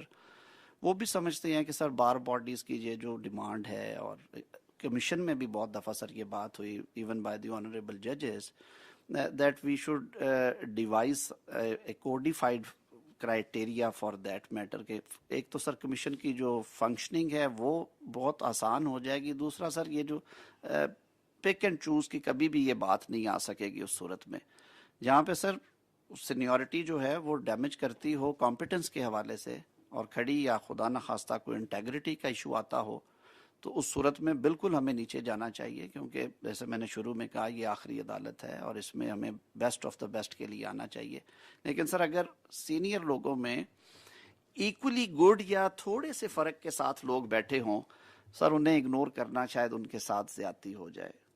تو اس حوالے سے جیسے یہ انالیسز کر رہے تھے جسٹس طارق مسعود صاحب، میں نے بھی سر دیکھ رہا تھا، تو اگر اس کو ریویو کیا جا سکے اس تناظر میں کہ ان نامینیشنز کو جو سندھ سے آئی ہیں، اسپیشلی جو جسٹس حسن رضوی صاحب اینڈ جسٹس شفیع صدیقی صاحب کی، سر ان کو ایٹ پار دیکھ لیا جائے جو ان کے سینئر ججز ہیں ان کے ساتھ. اب ایک لمحے کے لیے یہیں پہ روکتے ہوئے sir going down to justice Phulpoto, sir I am also a criminal side practitioner for many years, and I have been appearing mostly in the criminal matters. I've gone through the judgments. There are serious defects, sir, and deviation from the standard principles of criminal law. And more so, جو بہت زیادہ dependence ہے سر record کے اوپر، instead of applying mind and giving reasons for decision which is actually the job of a judge. And a good judge always, sir, you don't need to, you are sitting in a court of appeal, the record is also part of the case, وہ آپ کے سامنے ہے، وہ سارا reproduce کرے ضرور جو جہاں پہ بہت ضروری ہے آپ کی ریزن کو سپورٹ کرنے کے لیے. لیکن I have seen that he has been writing long judgments, relying upon the records, and then abruptly writing few lines that the ocular account fully supports, is not of the quality which should be believed by. Why should not be believed? One has to give reasons to satisfy the other side. تو ان کی حد تک سر میرے ویسے بھی وہاں سے جو دوستوں سے بات ہو رہی تھی کل، کو انسیڈنٹ سمجھے that he is a person of a weak personality. جی معذرت کے ساتھ میں اس پہ بالکل فرم نہیں ہوں، لیکن ہیر سے ضرور ہے کہ ان کے बहुत स्ट्रॉन्ग नहीं है डिसीजन मेकिंग में भी, और इवन जो उनकी सोशल रिलेशनिंग है उसमें भी उन्हें बहुत कंफ्यूज नज़र आते हैं. Sir we need very clarity of thought और strong nerved people in the apex court. तो फुलपोटो साहब की हद तक तो सर मैं समझता हूँ कि बेहतर हो सर अगर ये नॉमिनेशन जो है वो डिसअप्रूव की जाए, ताकि कोर्ट में जो बेहतर स्टाफ है सर आपके पास वो आए और जो बेस्ट अवेलेबल लोग हैं, बेस्ट ऑफ द बेस्ट को हम लेके आए. Sir coming to Lahore, since I practiced most of the time, or I would say the entire career at Lahore High Court, I know the gentleman who has been nominated. We have been appearing together. We have been working together in many of the cases.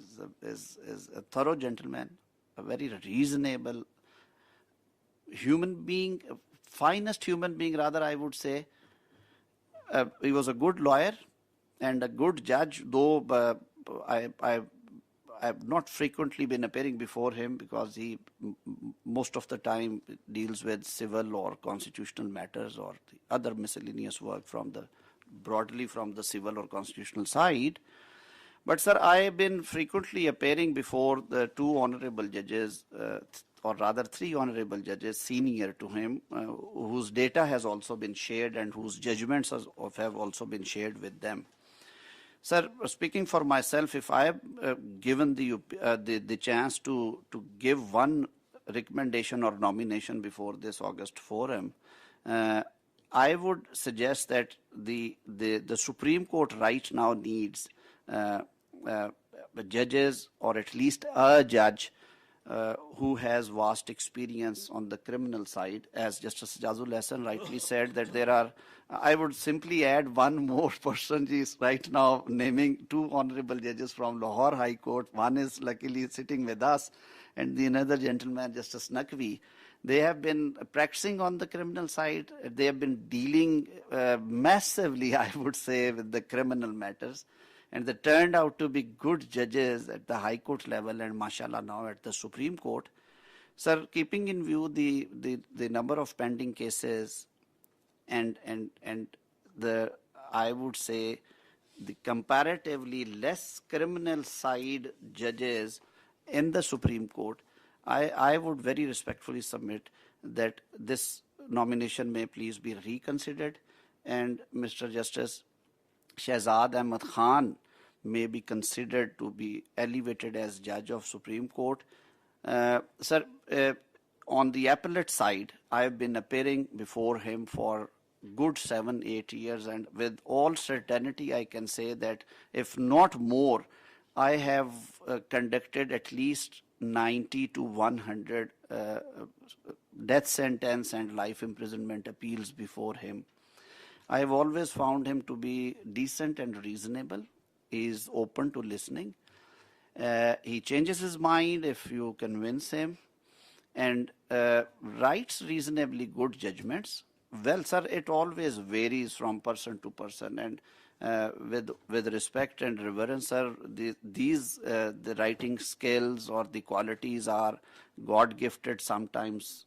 Some of us have extraordinarily good expression. कई हम लोग sir lack करते हैं, मेरे जैसे जो लिखने में बोलने में कई दफ़ा थोड़े घबराते हैं, लेकिन सर जो रीजनिंग है जज की और जो क्लैरिटी है और उसके साथ उसकी इंटेग्रिटी वो ठीक होनी चाहिए.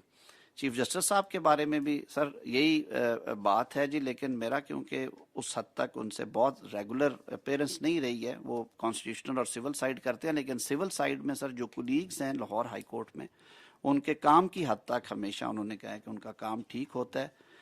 जैसे बात यहाँ पे हुई थी कि जी क्रिमिनल साइड पे हमें एक एडिशन चाहिए, तो मेरा सर ये राय होगी कि हम नंबर 9 पे जाने की बजाय सिंध हाई कोर्ट में जस्टिस फुलपोटो की तरफ, it would be in fitness of things अगर हम जस्टिस शहजाद अहमद खान को लाहौर से कंसिडर करें, having vast experience on the criminal side, and there is nothing adverse against him as far as his integrity, his reputation, his demeanor, his conduct with lawyers, sir, that is concerned. So this is, sir, these are my recommendations ji. Now, sir, coming to another important point, sir, I would also like, if the Honorable Chair allow me. Sir, this process also involves the recommendations or confirmation by the parliamentary committee, which is a constitutional committee consisting of members of parliament from the Treasury and opposition benches.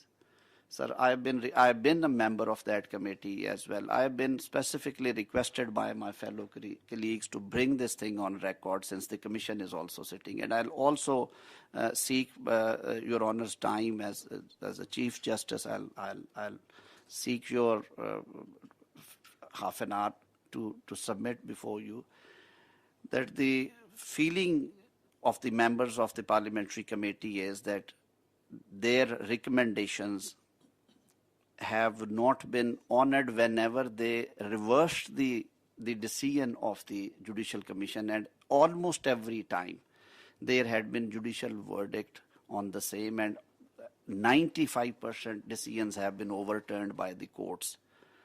Sir, it's a constitutional body. The Constitution also very clearly states that the doctrine of trichotomy of powers to be adhered to and to be followed and to be respected, sir. So with great honor, I think this is a forum I should bring on record that Munir Bhatti case needs to be revisited, sir, with great reverence and respect. اور اس کے لیے سر ضرور سوچیے کہ کسی time پہ سر اداروں کی تکریم اور توقیر رہے گی تو سر نظام اچھے چلیں گے. ان کا شروع سے سر ایگزیکٹو کا رول ہے. ہم جب ینگ لائرز آئے تھے تب یہ چیزیں نہیں تھیں. Governor chief justice concerned high court سے کنسلٹ کرتے تھے, نام بھیجتے تھے, وہاں سے انیشیٹ ہوتے تھے, اور چیف جسٹس جو تھے پاکستان ان کی کنسلٹیشن پرائم منسٹر سے ہوتی تھی, پریزیڈنٹ صاحب سر اپوائنٹ کر دیتے تھے. اس کو ہم نے ریپلیس کیا, اسٹیک ہولڈرز کو بٹھایا سر, ایگزیکٹو کے ساتھ ہم نے گورنمنٹ کے ساتھ ساتھ اپوزیشن کو رول دیا. سر جب ٹریجری اور اپوزیشن دونوں مل کے یہ سمجھتے ہیں 2/3 میجورٹی سے کہ یہ نامینیشنز میں یہ چیز ہے, یہ جھول ہے, سر ان کا یہ ایک جو کانسٹیٹیوشنل فنکشن ہے جو انہوں نے گڈ فیتھ میں ایکسرسائز کیا, unless until there is clear evidence کہ کوئی انفارچونیٹلی کوئی بیڈ فیتھ یا میلافیڈی تھی.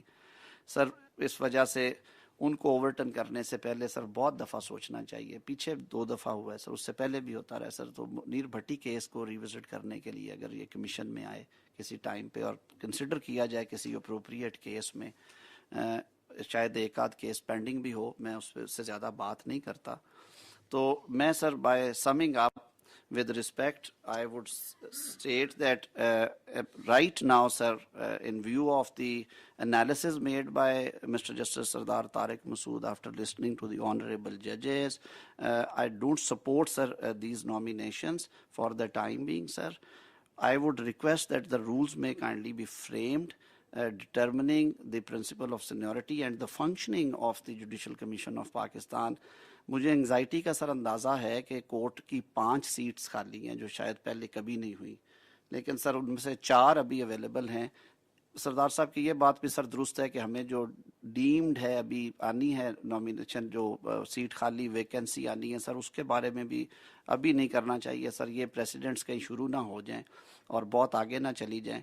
اور دوسرا سر اس میں یہ ہوتا ہے کہ کئی دفعہ جب ہم ایسے میں جب 5 یا 4 نامینیشنز میں, تو یہی کہوں گا کہ سر 5 ہی ہو جانی ہے الٹیمیٹلی کرنی ہو تو سر اس میں ہمیں اور زیادہ احتیاط برتنی چاہیے. اور پھر جب اوور آل پول ہے سر اس کو بھی بڑا کریں. میں ریسپیکٹفلی آئی وڈ سے کہ justice Athar Minallah is also a very honourable جج, ایکسپیرینسڈ ہیں, آئی بین اپیئرنگ بیفور ہم ان کی ججمنٹس پڑھتے ہیں. اسلام آباد ہائی کورٹ سے پہلے بھی سر آئے تھے یہاں پہ چیف جسٹس جو جسٹس اقبال حمود الرحمان صاحب, انہیں سر ضرور کنسیڈر کریں. He would be a good addition to supreme court of Pakistan.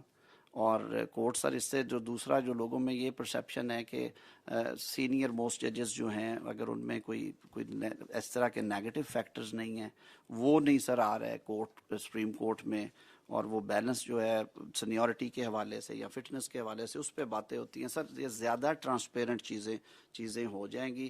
اسی طرح سر جب آپ نامینیشنز کنسیڈر کرنے لگیں تو ضرور کنسیڈر کریں جو پشاور کے باقی 2 جج صاحبان ہیں ان کو پیرٹی میں دیکھیں, کمیشن اس کو تاکہ اپنی ہم رائے دے سکیں. اور ان گزارشات کے ساتھ سر میں right now sir I don't support the nominations. بہت شکریہ سر.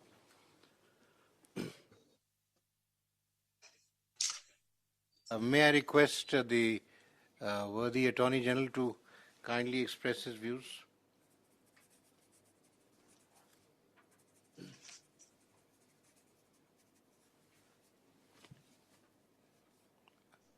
Ashtar Saab, we can't hear you. Unmute کر لیں سر, انمیوٹ کر لیجئے گا. یو آر میوٹ پہ ہیں آپ.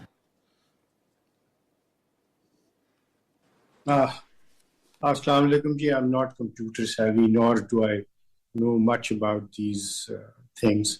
Nevertheless, I'm here because I feel it's the national duty جو اس فورم کو دی گئی ہے. سجاد علی شاہ صاحب یہاں پہ پہلی دفعہ تشریف فرما ہے. ویلکم سا. اللہ تعالیٰ آپ کو سب کچھ صحت میں رکھے. آپ کے پیغامات مجھے ملتے رہے ہیں. آپ کا بہت مشکور ہوں کہ آپ میرے بارے میں میری صحت کے بارے میں تشویش کا اظہار کیا اور آپ کی دعائیں میں ساتھ ہیں. بہت شکریہ. جیسے میں نے پہلے عرض کیا, یہ ایک بہت ہی نیشنل امپورٹنس کی بات ہے اور اس کے اندر ایک بہت بھاری ذمہ داری ہے ہم سب کے اوپر. نامینیشن چاہے وہ ہائی کورٹ کے ججز کی ہو, چاہے وہ سپریم کورٹ کے ججز کی ہو, اس ملک کی آنے والی تاریخ کے اوپر بہت بڑا جو ہے وہ اثر رکھتی ہے, کیونکہ انٹرپریٹیشن آف دی لا اور کانسٹیٹیوشن جو ہے وہ ان کورٹس کا, خاص طور پہ ایپکس کورٹ کا ایک بہت بھاری کام ہے. میں نے بغور سنا, مجھے انفارچونیٹلی چونکہ ڈاکومنٹس میں دیکھ نہیں سکا اور مجھ تک لو ڈاؤن بھی نہیں پہنچ سکا, تو میں قاصر ہوں ان چیزوں کے اوپر کامنٹ کرنے پہ جو میں نے دیکھی نہیں. یہاں پہ بات ہوئی ٹرانسپیرنسی کی, اور ہمیشہ ہوتی ہے. میں ٹرانسپیرنسی تو بالکل دیٹ از گیون سر. میں اس سے زیادہ ایک چیز کے اوپر ایمفسائز کرنا چاہوں گا, وہ ہے انفارمڈ ڈیسیژن. اور انفارمڈ ڈیسیژن کے لیے ازحد ضروری ہے کہ ہمارے پاس تمام تر ڈیٹا ہو. اور جو ڈیٹا پرووائڈ کیا گیا, مجھے ایک خوشی بھی ہے اور میں کمپلیمنٹ کروں گا سردار صاحب کو کہ انہوں نے اتنی عرق ریزی کے ساتھ اس کے اوپر کام کیا. اب جب ہم اس دونوں ڈیٹاز کو جو ہمارے پاس موجود ہیں اور جو آپ نے نکالا, میں اس سے جو ہے میرے ذہن میں یہ ایک ابہام سا ہے کہ کس طریقے سے اس سارے معاملے کو آپ جج کریں گے جب آپ کوئی لٹمس ٹیسٹ جو ہے وہی ابھی ہمارا نہیں بنا ہوا, اور ہم شاید ایک ہی سب طرف دیکھ رہے ہیں اور دوسری طرف نہیں دیکھ رہے, اور ہم صرف دیکھ رہے ہیں کہ ان کے فیصلے ہم نے جیسے پڑھے ہیں ان سے ہم کیا اخذ کر سکتے ہیں.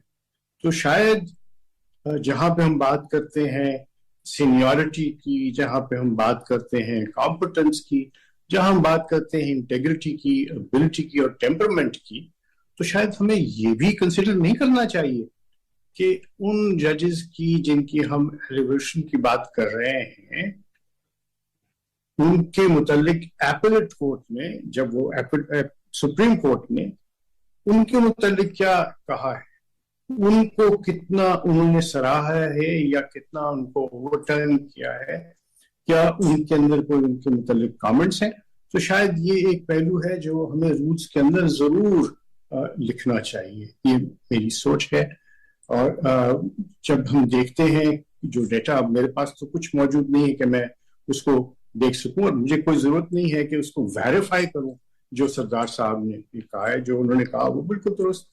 جس طرح آپ کے وہاں پہ ہیں وہ بھی ہیں, لیکن ہمارے پاس کوئی اس کو کمپیئر کرنے کے لیے نہ وقت ملا, نہ ہم نے اس کو اس طریقے سے دیکھا ہے. دوسری بات, اور میں سمجھتا ہوں کہ رولز کے اندر یہ چیز ہو, دوسری بات بہت ضروری یہ ہے, وہ یہ ہے کہ ہم جو ایگزسٹنگ ویکنسیز ہیں اس کے متعلق اپنے آپ کو کنفائن کریں, اور اینٹیسپیٹری ویکنسی کے لیے اس ویکنسی جب when it occurs, let's cross the bridge when we get there, sir. This is what my thought process is, sir. جہاں تک بات جو ان کی ٹیمپرمنٹ اور یہ ساری چیزیں ہیں، اس میں کالیگس اپنی جگہ پہ ہیں، لیکن بار کا جو امپریشن ہے اور بار کی ان پٹ ہے وہ اصل ضروری ہے. شاید اسی لیے آئین میں بھی ایک کردار دیا گیا ہے ریپرزینٹیٹیوز آف دی بار کو. اگر آپ اجازت دیں تو میں تھوڑا سا پانی پی لوں.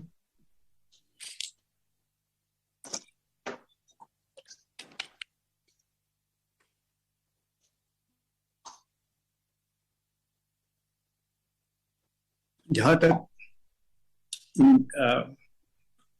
ریکمینڈیشنز کی بات ہے، وہ ریکمینڈیشنز جو ہیں وہ تو تابع ہوں گی جب ہمارے پاس ایک رولز کے ایک جس کو میں کہوں گا ایک فرما کہہ لیجئے یا ایک کہہ لیجئے باکسز ہوں جن کو ہم ٹک کریں. اور اس میں شاید یہ مسنگ ہے ابھی تک کہ سپریم کورٹ نے ان آنریبل ججز کے متعلق ان کی ججمنٹس کے متعلق کیا کہا. میں جہاں تک عثمانی صاحب نے اپنی رائے دی ہے وہ بھی بالکل لائق ہے، ان کا اپنا ایک امپریشن ہے اس بارے میں. اور جو میں ساری جو سینس لے رہا ہوں وہ شاید یہی ہے کہ اس میں ہم جلدی نہ کریں، اس کے اندر رولز میں جلدی کریں، رولز بنانے میں جلدی کریں تاکہ ہم ایک انفارمڈ ڈیسیژن لے سکیں مل کے. اور جہاں تک ریکمنڈیشنز کی بات ہے، میں سمجھتا ہوں کہ جسٹس اسلام آباد ہائی کورٹ سے ہمیں ضرور کنسیڈر کرنا چاہیے جسٹس اطہر من اللہ کو. لیکن اسی طرح جب ہم کیسے رشید صاحب کو دیکھ رہے ہیں تو ہمیں باقی بھی ڈیٹا دیکھنا ہے یہ سارے معاملے. لیکن وہاں پہ بھی ایک بات میں ضرور کہنا چاہوں گا کہ ہمیں یہ بھی ملحوظ خاطر رکھنا چاہیے کہ جن صاحب کو ہم نامینیٹ کر رہے ہیں سپریم کورٹ میں، ان کے پاس کتنا عرصہ ہوگا سپریم کورٹ پہ بیٹھ کے کوئی فیصلے کرنے کا. اگر وہ صرف 3 برس ہیں تو شاید وہ کافی نہیں ہوتا. ہمیں ضرور دیکھنا چاہیے کہ جب ہم سپریم کورٹ میں کسی کو لے کے آ رہے ہیں تو ان کے پاس سفیشینٹ وقت ہونا چاہیے تاکہ وہ بیٹھ کے اس کے اندر ایک جو پارٹیسپیٹری اور کلیکٹیو وزڈم میں دیر تک حصہ لے سکیں. تو میری مؤدبانہ گزارش یہ ہوگی کہ ان معاملات کو فی الحال آپ ڈیفر کر دیں اور رولز بہت تیزی سے بنائیں، اور ان رولز کے اوپر اگر ہمارے پاس وہ باکسز بن جائیں اس میں ہم ٹک کر سکیں تو بہت ساری باتوں میں ہماری بحث مباحثہ آئندہ نہیں ہوگا، اور ہم اس کے اوپر ایک فعال طریقے سے، ایک صائب طریقے سے اور ایک انفارم ڈیسیژن لے سکیں گے. میں شکر گزار ہوں کہ آپ نے مجھے موقع دیا کہ میں اپنے خیالات کا آپ کے ساتھ شیئر کر سکوں، اظہار کر سکوں. بہت بہت شکریہ جی. جسٹس قاضی فائز عیسی صاحب، آپ بات کرنا چاہیں گے یا اختر صاحب کے بات کریں گے؟ میں نے آپ سے گزارش کر دی ہے. اختر صاحب پھر آپ فرمائیے جی. بہت بہت شکریہ سر. سب سے پہلے میں بھی جسٹس سجاد علی شاہ صاحب کو ویلکم کہوں گا کہ وہ پہلی دفعہ کمیشن میں آئے ہیں، اور دعا کروں گا اشتر صاحب کے لیے کہ ان کو اللہ تعالیٰ جلد سے احتجاب کرے. سر میں بھی زیادہ ٹائم نہیں لوں گا کیونکہ کافی جو باتیں میں کہنا چاہتا ہوں وہ کچھ پہلے سردار صاحب نے اور ہمارے لا منسٹر صاحب نے جو ہے وہ کی ہیں. And I will also start with the seniority principle. یہ ابھی کی بات نہیں ہے، میرے خیال میں مجھے یہ 5واں سال ہے کمیشن، تیسرا چوتھا سال ہے کمیشن میں. شروع سے یہ ہم کہہ رہے ہیں، اور میں نہیں کہہ رہا ہوں، بار متفقہ طور پر تمام بار کونسلز اور تمام بار ایسوسیشنز یہ کہہ رہی ہیں رولز کے اندر امینڈمنٹ کا اور سینیارٹی پرنسپل کو ایڈہر کرنے کا، اور جہاں تک اس کے ساتھ کرائیٹیریا کا کمپیٹنس کا تعلق ہے، اور یا 4 باتیں جو آپ نے اخذ کی تھیں ان جو ایک ہی میٹنگ ہماری رولز کمیٹی کی ہوئی اس کے بعد، یعنی کمپیٹنس اور integrity in capacity and temperament, یہ ساری میں سمجھتا ہوں کہ ہم رولز کے اندر ان چیزوں کے بارے میں ڈیٹیل سے آنا چاہیے، کیونکہ جب ہم رولز کی بات کر رہے ہیں تو صرف سپریم کورٹ کے لیے نہیں ہے، وہ ہائی کورٹ کے لیے بھی ہے، اور پھر ہائی کورٹ کے اندر ایلیویشنز وکلاء کی طرف سے بھی ہے، ایلیویشن فرام ڈسٹرکٹ جوڈیشری بھی ہے، ٹرائبونلز سے بھی لیے جا سکتے ہیں. تو تمام آسپیکٹس کے بارے میں ہماری فرسٹ جو ہے وہ مؤدبانہ ریکویسٹ پھر اس کمیشن سے اور چیئرمین صاحب سے ہے کہ ہمیں رولز فریم جلد سے جلد کرنے چاہیے. اور جس طرح سے پہلے رولز کمیٹی کئی دفعہ بنی لیکن وہ اس کے بعد پھر اس پر کام نہیں ہو سکا. سیکنڈلی جہاں تک تعلق ہے سندھ کے اندر جو ہے وہ ججز کی ایلیویشن کا، تو سب سے پہلے تو سر میں I am very grateful and thankful to honourable chairman and honourable chief justice کہ اس میٹنگ کے علاوہ بھی انہوں نے کئی دفعہ ڈسکشن کی اور موقع دیا ہمیں بات کرنے کا. تو ہم نے یہ عرض کیا کہ یہ جو ہمارے چیف جسٹس صاحب ہیں سندھ ہائی کورٹ کے، ان کا notification as an ad hoc جج ابھی تک ہے، withdraw نہیں ہوا ٹو مائی نالج. اگر ان کا notification as an ad hoc جج ابھی تک ہے تو وہ ان کو یہ کیسے نہیں کہہ سکتے کہ وہ کمپیٹنٹ نہیں ہے ٹو بی اے جج آف دی سپریم کورٹ. تو اس لیے پہلے ہمیشہ میں یہ عرض کرتا رہا ہوں کہ بھائی پہلے ان کے بارے میں ڈیسائیڈ کریں کہ بھائی وہ، اور اگر اس کے بعد ابھی وہ ان کو پرماننٹ جج بنانے سے اگر وہ آنے کے لیے بھی انکار کرتے ہیں تو پھر آئی ایگری وتھ سردار صاحب کہ ان کے خلاف پھر کوئی اور کارروائی ہونی چاہیے. تو اس لیے پہلی چیز تو یہیں سے ہمارا سندھ ہائی کورٹ کے بارے میں مسائل جو ہے وہ شروع ہوتے ہیں.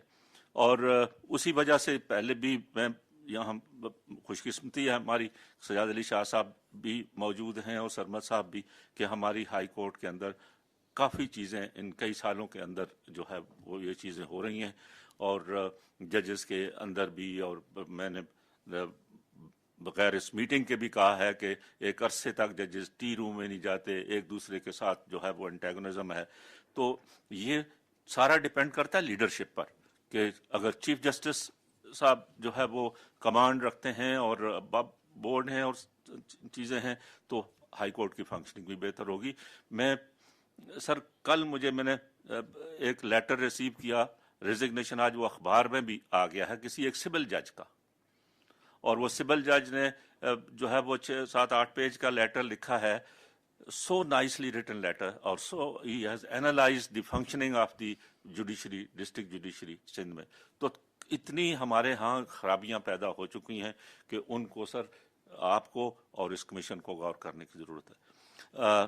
جہاں تک اب کہیں کہ کمپیئر کرنے کا، تو اب جسٹ عرفان سادات صاحب کے بارے میں کہا گیا sir very honestly and to my very little knowledge, اگر میں ججمنٹ کمپیئر کرتا ہوں پھل پوٹو صاحب کی تو عرفان سادات صاحب مجھ سے ان سے کہیں آگے نظر آتے ہیں.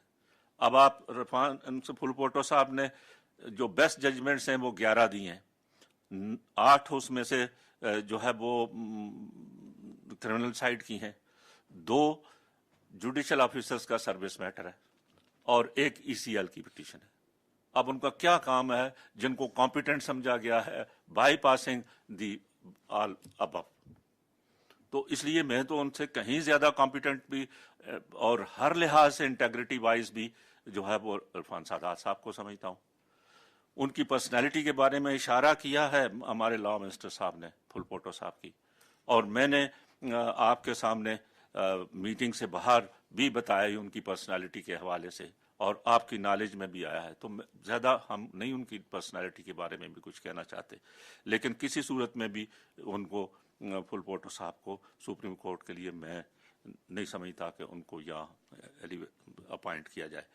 جہاں تک تعلق ہے اس کے بعد عقیل عباسی صاحب کا، سر عقیل عباسی صاحب از ویری کمپیٹنٹ جج. میں نے ان کے ساتھ وکالت کی ہے، میں نے ان کے سامنے کورٹ میں جو ہے وہ روز نہیں تو جو ہے وہ پیش ہوتے رہتے ہیں، اور ان سے زیادہ پولائٹ آدمی کوئی نہیں ہے. جو انسٹینسز آپ نے فرمائی ان کے بارے میں، ان کے ٹیمپرامنٹ کے بارے میں، وہ 2-3 انسیڈنٹ جو ہیں وہ ان کو جب آپ نے بائی پاس کیا تو اس کے بعد یہ چیزیں ہوئی. جیسے سرمد عثمانی صاحب نے فرمایا کہ بھائی جب آپ ایک صاحب کو اس کی سینیئرٹی کو بائی پاس کریں گے 1 دفعہ 2 دفعہ 3 دفعہ تو وہ ان کے کچھ نہ کچھ اس حوالے سے ان میں تلخی آئے گی.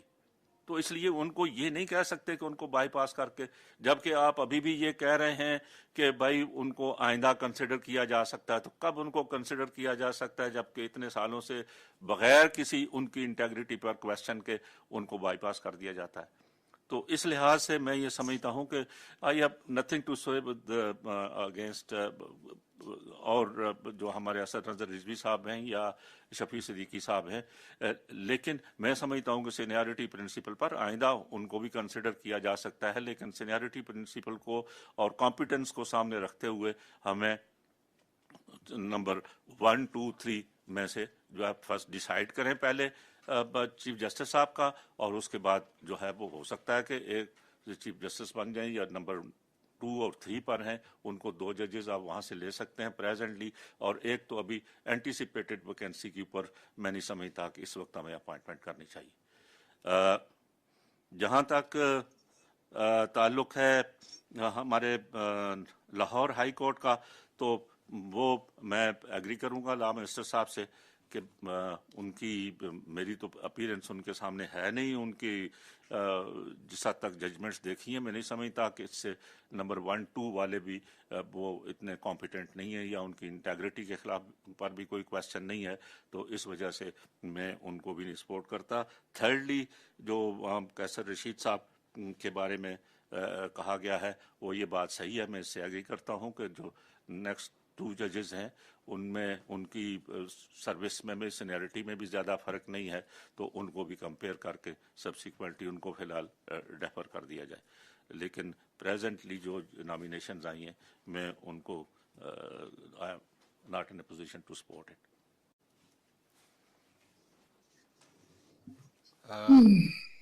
I think the first thing I want to say to all my colleagues over here is that ایک ساتھی جی پلیز سر ایک 10 بستا ہے سوری میں نے ایک چیز رکھی سر، میرا ایک اور بھی عرض کرنا تھا کہ لاہور ہائی کورٹ میں ہم نے گو کہ یہ صحیح فرمایا گیا ہے کہ کوئی ہمارا پروونشل کوٹا نہیں ہے، لیکن اگر پچھلی سارا بھی اگر آپ اٹھا کے دیکھیں انالیسس کر رہے ہیں تو اوور ویلمنگلی لاہور ہائی کورٹ سے 7 ججز رہے ہیں، سندھ ہائی کورٹ سے 5 ججز رہے ہیں، 2 ججز جو ہے وہ پشاور ہائی کورٹ سے، 2 بلوچستان سے، تو ایک اسلام آباد ہائی کورٹ سے ہونا چاہیے.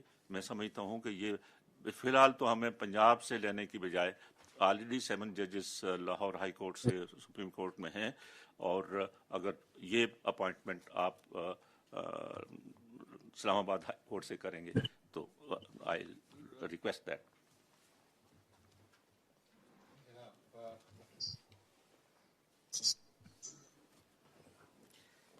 I would like to thank all the members of the Commission for giving their valuable thoughts.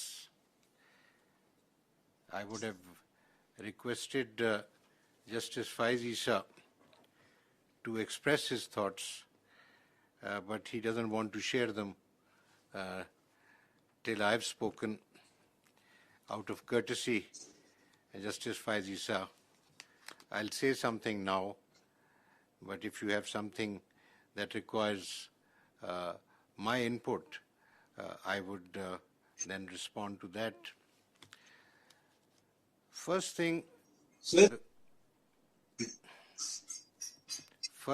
that I can gather from our discussion today is that mashallah, the learned 2 judges, Justice Tariq Masood Saab and Justice Sarmad Usmani Saab, are both of the view that Mr. Pulpoto writes average judgments. This view appears to be shared by Mr. Akhtar Hussain.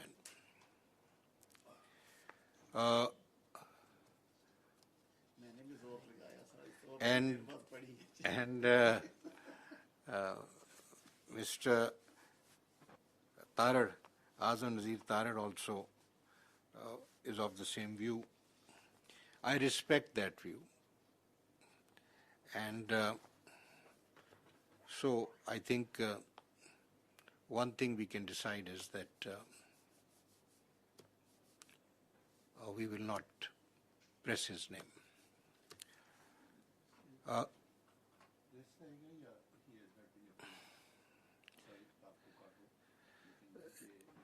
ठीक ठीक इसमें आपको एक बात बताएं हाँ जी I can you see remember Sardar Sahab we are talking about a high court judge and we have to respect their sentiments also in the way they are treated, just like Mr. Akhtar Hussain and Justice Sarmad Usmani Sahab have spoken about how the temperament of Justice Aqil Abbasi may have been affected by the events that have taken place in the recent past. In the same way, we must always remember that whilst treating judges, we must extend them courtesy and respect. Pulpoto Sahab is a judge at serial number 7 of the Sindh High Court. He is doing good work. He did not come to us for recommending him. It is on my own inquiries that I selected his name. So if not today, if tomorrow he is good, he'll come. Otherwise, there are 9 people sitting here. They will again analyze his work and come to a conclusion. जो wording है वो ये है कि the name will be put for approval for sending his name. अब approved है या not approved है, there's nothing in between. Chalo, I'll Nothing in between. And the second thing, my brother say you can withdraw it. Withdraw करना है तो पहले start में हो जाना चाहिए था. When decision is being made और उस वक्त सारे लोगों ने कैची है. Decision has been made. It has been made. No. 1, 2, 3, 4 ये बैठे हुए हैं अपने सामने. Decision chairman का होता है. नहीं डिसीजन चेयरमैन का होगा चलें. विद द मेजॉरिटी होगा ऐसी बात नहीं है सरदार इतना साहब, आगे मत जाइए सरदार साहब. लेकिन अप्रूव्ड एंड डिसअप्रूव्ड 2 लफ्ज हैं सर ये मैं इसलिए कह रहा हूँ कि ये आगे भी हमारे साथ इस तरह हुआ जब आयशा की तरफ की बात आई थी जस्टिस आयशा की तो वो सडनली उठ के चले गए 4-4 का हो गया पता ही नहीं लगा कि उन्होंने फैसला क्या किया होना तो ये चाहिए था कि when they put the name of the Aisha Justice Aisha and it was not approved by the commission then must be written that it has not been approved. और ये देखें सर ये इस तरीके से इस तरह तो फिर मामला ही नहीं एंड होता रोज दूसरे दिन फिर वही बंदे आ जाएंगे जी तीसरे दिन फिर वही बंदे आ जाएंगे आ सकते होंगे तो मुझे कोई इतराज नहीं है लेकिन एटलीस्ट टुडे जो आज वर्ड है वो ये है कि their name has been disapproved बस दिस यू नीड यही मिनट्स में आना चाहिए. Chale, we'll keep that in mind. We'll keep that in mind. You feel very strongly about this because you did the same thing when we had said the same thing when we had the Sindh High Court elevations in mind under consideration. And I understand your point of view. You are concerned that once someone is rejected, then he should not come up again. Bas theek hai. Constitution बताएगा. हाँ जी. लेकिन इस वक्त यही है कि their name has not been approved. ये Chale. ठीक है जी. Understood. Now, with respect to the other names, the suggestion which appears to have been made is that we should settle the rules and thereafter take up these elevations. So, on those names, I think that there is no serious objection right now on a one-to-one basis, and there is, on the other hand, a suggestion that we should consider some other learned judges who have been mentioned during the discussion on account of their competence and capability and so forth, integrity being the first, for elevation to the, or for appointment to the Supreme Court. So in relation to the remaining judges or judges that I've proposed, I would say that let's defer this meeting and examine the possibility of reducing our criteria into a firm basis for assessing candidates.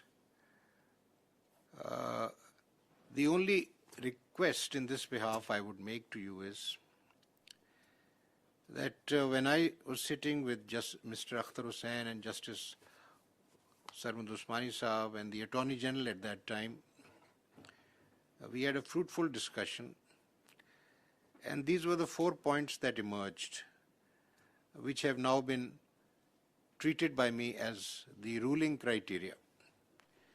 In addition to that, the consideration that we should assess the candidates on a seniority basis. Now, this will only happen in the Supreme Court because the high courts are not based on seniority, except for the district court judges, district judiciary judges. For the Supreme Court, we should go in accordance with seniority. Now, I have tried to subscribe that principle in making my proposals. I've tried to give reasons favoring the candidates I have recommended and the learned judges who have been bypassed. The difficulty I was facing, and this I want to share particularly with Sardar Tariq Masood Saab, because he has been very vociferous about this, and so also Mr. Akhtar Hussain, who has also voiced the feeling of the bar. The difficulty is that once you have the criteria, you cannot turn it into an objective thing. Many of our considerations are subjective. In terms of integrity, I think all of us agree that there should be zero tolerance.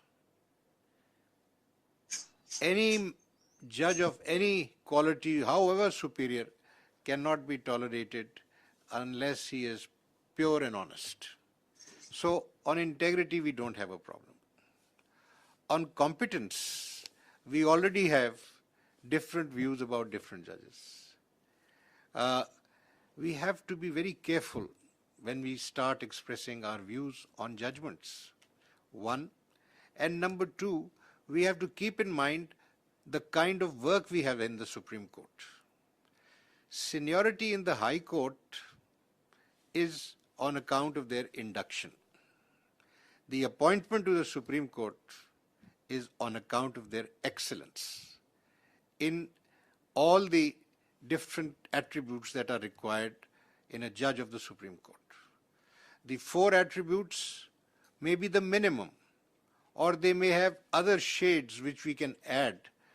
But at the moment, the important thing is we should bring the finest material to the Supreme Court, as Mr. Tarar just said. In this regard, it is also very important to keep in mind the kind of work that is required in the Supreme Court. For instance, you would be amused to know that there are 6,823 civil matters arising out of regular first, appeals, second appeals, and civil revisions. 6,800. On the other hand, there are 10,118 cases pertaining to criminal matters, excluding NAB cases and bail applications. In 2019, we were informed that the criminal cases in the Supreme Court have ended and they have been finished. No pending case. Actually, what was stated was about the criminal appeals that were pending. But we have thousands of criminal petitions that are still pending. And Mr. Tarar is right in saying that we must look for a judge with criminal law specialty. Now, the point is that in Sindh, you have to keep in mind the complexion of that society. And that was one of the factors I kept in mind. Number two, we want a gentleman who can be a good support for a senior judge. Because if someone is coming for 3 years or 4 years, we have judges who can lead the bench, but they need support. What has happened, transpired today is that persons amongst members of the commission who are familiar with criminal law, they have opined that the quality of appreciation of law as well as record and evidence in Mr. Fulporter's judgments is very average. Now, my understanding from my conversations with people was different. Conversations with persons who were dealing with him as advocates or as judges. But I respect that, and so I think to that extent we should go by the opinion. Insofar as the rest of your desires or wishes are concerned, please understand that from day one we cannot lay down something and then discover that it's a straitjacket. It is constraining us. It is far better to discuss things like this. For instance, in the Supreme Court, we decide questions of law, in constitutional matters, in civil matters, complicated questions of law, complicated questions of, for instance, tax, regulatory matters that come before us. And we are resolving those issues, so we need judges who have that capacity to interpret the law. One, we need judges who have capacity to deal with pure civil law. So we have to make a mix and at the same time observe the kind of ratio that has been in practice in the Supreme Court for representation from different provinces. In 1997, the Number of Judges Act, Supreme Court Number of Judges Act 1997, laid down that there will be a Chief Justice plus 16 judges. Now, I was looking at a chart that I have, that to start with in 97, we only had 13 judges. The first time we had 17 judges was a few months later, but then again it fell down. It fell down to 12 in 2000, and then it rose back to 17. The ratio, as Mr. Akhtar Hussain just mentioned, and I showed him this chart, for Sindh is mostly 5 judges. And for Punjab, it is mostly 7 and even 8 judges. At times, we have had 8 judges, one of them being an ad hoc judge. And this is how it's been going, 7 to 8. Balochistan has mostly had 1 or 2, and in the year 2009 until the year 2011, we have had 3 judges from Balochistan.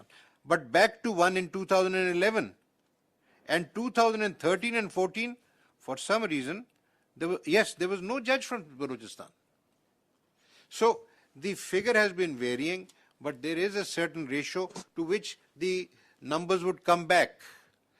I want you, gentlemen, to understand that instead of treating this thing as one unity, we must respect the provincial entitlements. This has been done as a convention by the Supreme Court. So on that basis, what I suggest is we should be thinking of increasing the numbers.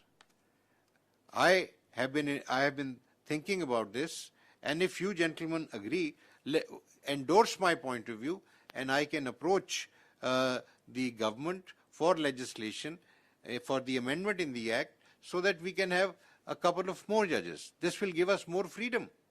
And in any case, with 50,000 cases pending, we need more work to be done, which requires more hands. So that's the other thing. But I would request you that putting down things in rules immediately is a difficult thing. It's not that easy. If we sit down and start analyzing the different facets of a judge's character, his disposition, his work and so forth, we might with the time, with experience, be able to refine that. Today, I have seen that the analysis of judgments by Justice Tariq is excellent remark. But incidentally, I have done the same analysis. And I'll just give you the figures. That how many the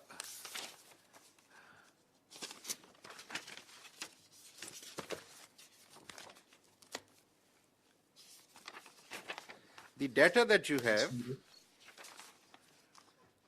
from the data provided by the learned judges, and these are judges, all the judges from the Supreme Court and all the judges from the Lahore High Court, but obviously only one judge from the Peshawar High Court. Sir, one of the lowest figures for reversal of judgments by the Supreme Court is for Sayyid Hassan Azhar Rizvi. He has had the finest record in terms of judgments. Mr. Nadeem Akhtar, who is a very fine judge, sir, 15.8% of his judgments were reversed. And I'm basing it on the written data provided by him. If I go to Pulpoto, it is 18%. And Shahid Waheed is 7%. But when I look at the result of Shujat Ali Khan, it is less. But you look at his work. What is the diversity? Most of his work is in writ petitions. He's deciding rent matters in writ petitions, family matters in writ petitions. The main thing is the core work lies in appeals or revisions. He hasn't done that.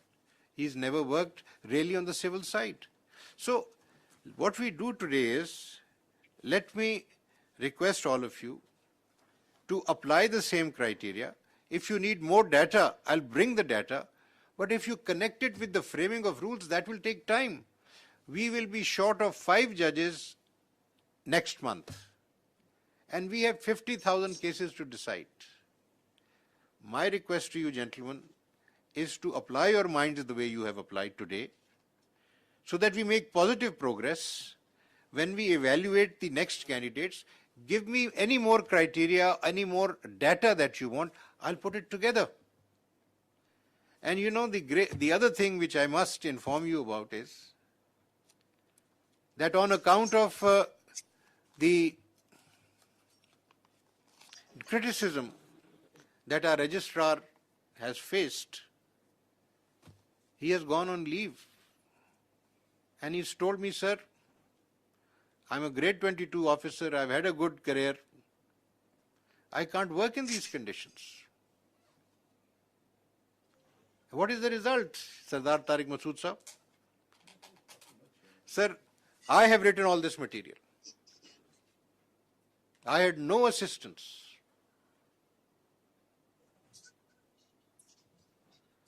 So we have to work as a team, and we have to build our team, strengthen our team. And that means that whatever we do, it must have a certain degree of coordination and understanding.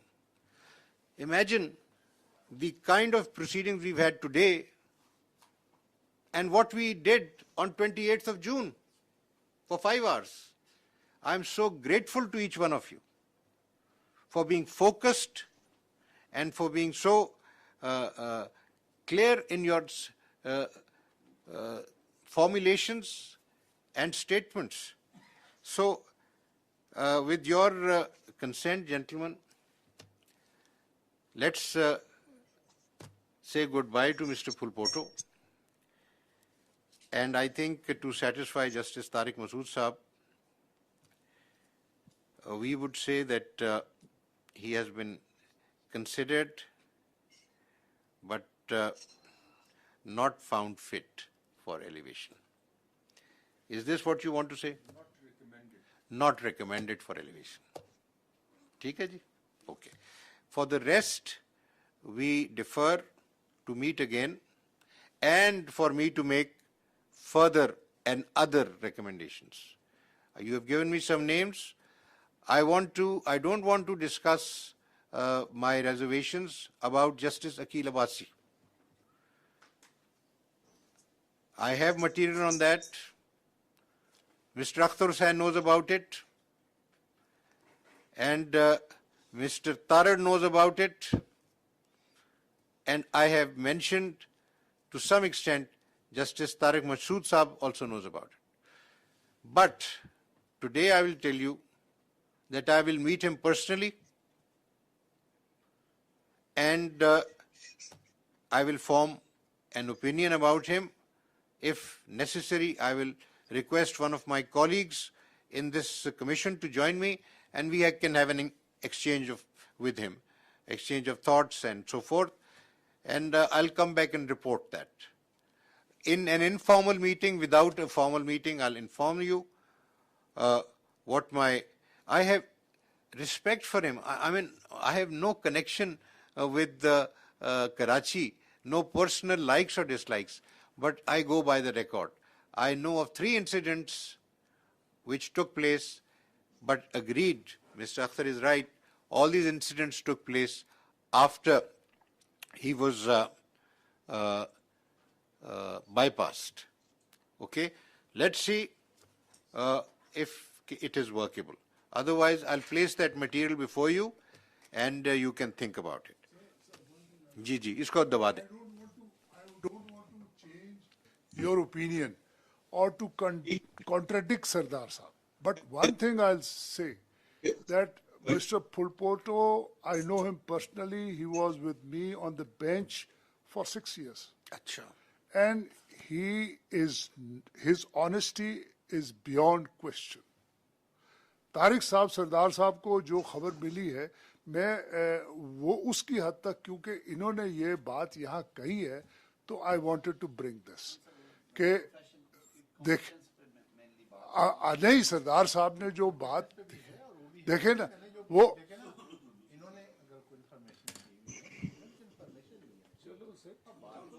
नहीं देखे, वो मैंने एक I just wanted to मैं इनको contradict नहीं कर रहा, पहले मैंने ये कहा है, मैं किसी को कॉन्ट्रडिक्ट नहीं कर रहा, बट जब ये एक बात आई है इंटीग्रिटी पे, तो I just wanted to bring it on. बिल्कुल ठीक कह रहे हैं and it will be very hurtful for him. Yes, ये अगर ऐसी बात आप देखें ना, सबको डेफर कर रहे हैं, आप उसको वो कर रहे हैं, और आपने 4-4 का वोट है इस वक्त, तो फिर आप उसको ड्रॉप कैसे कर रहे हैं? 4-4 का वोट है, अनलेस यू देखे ना, नहीं तो देखे ना, ये यही बात है ना.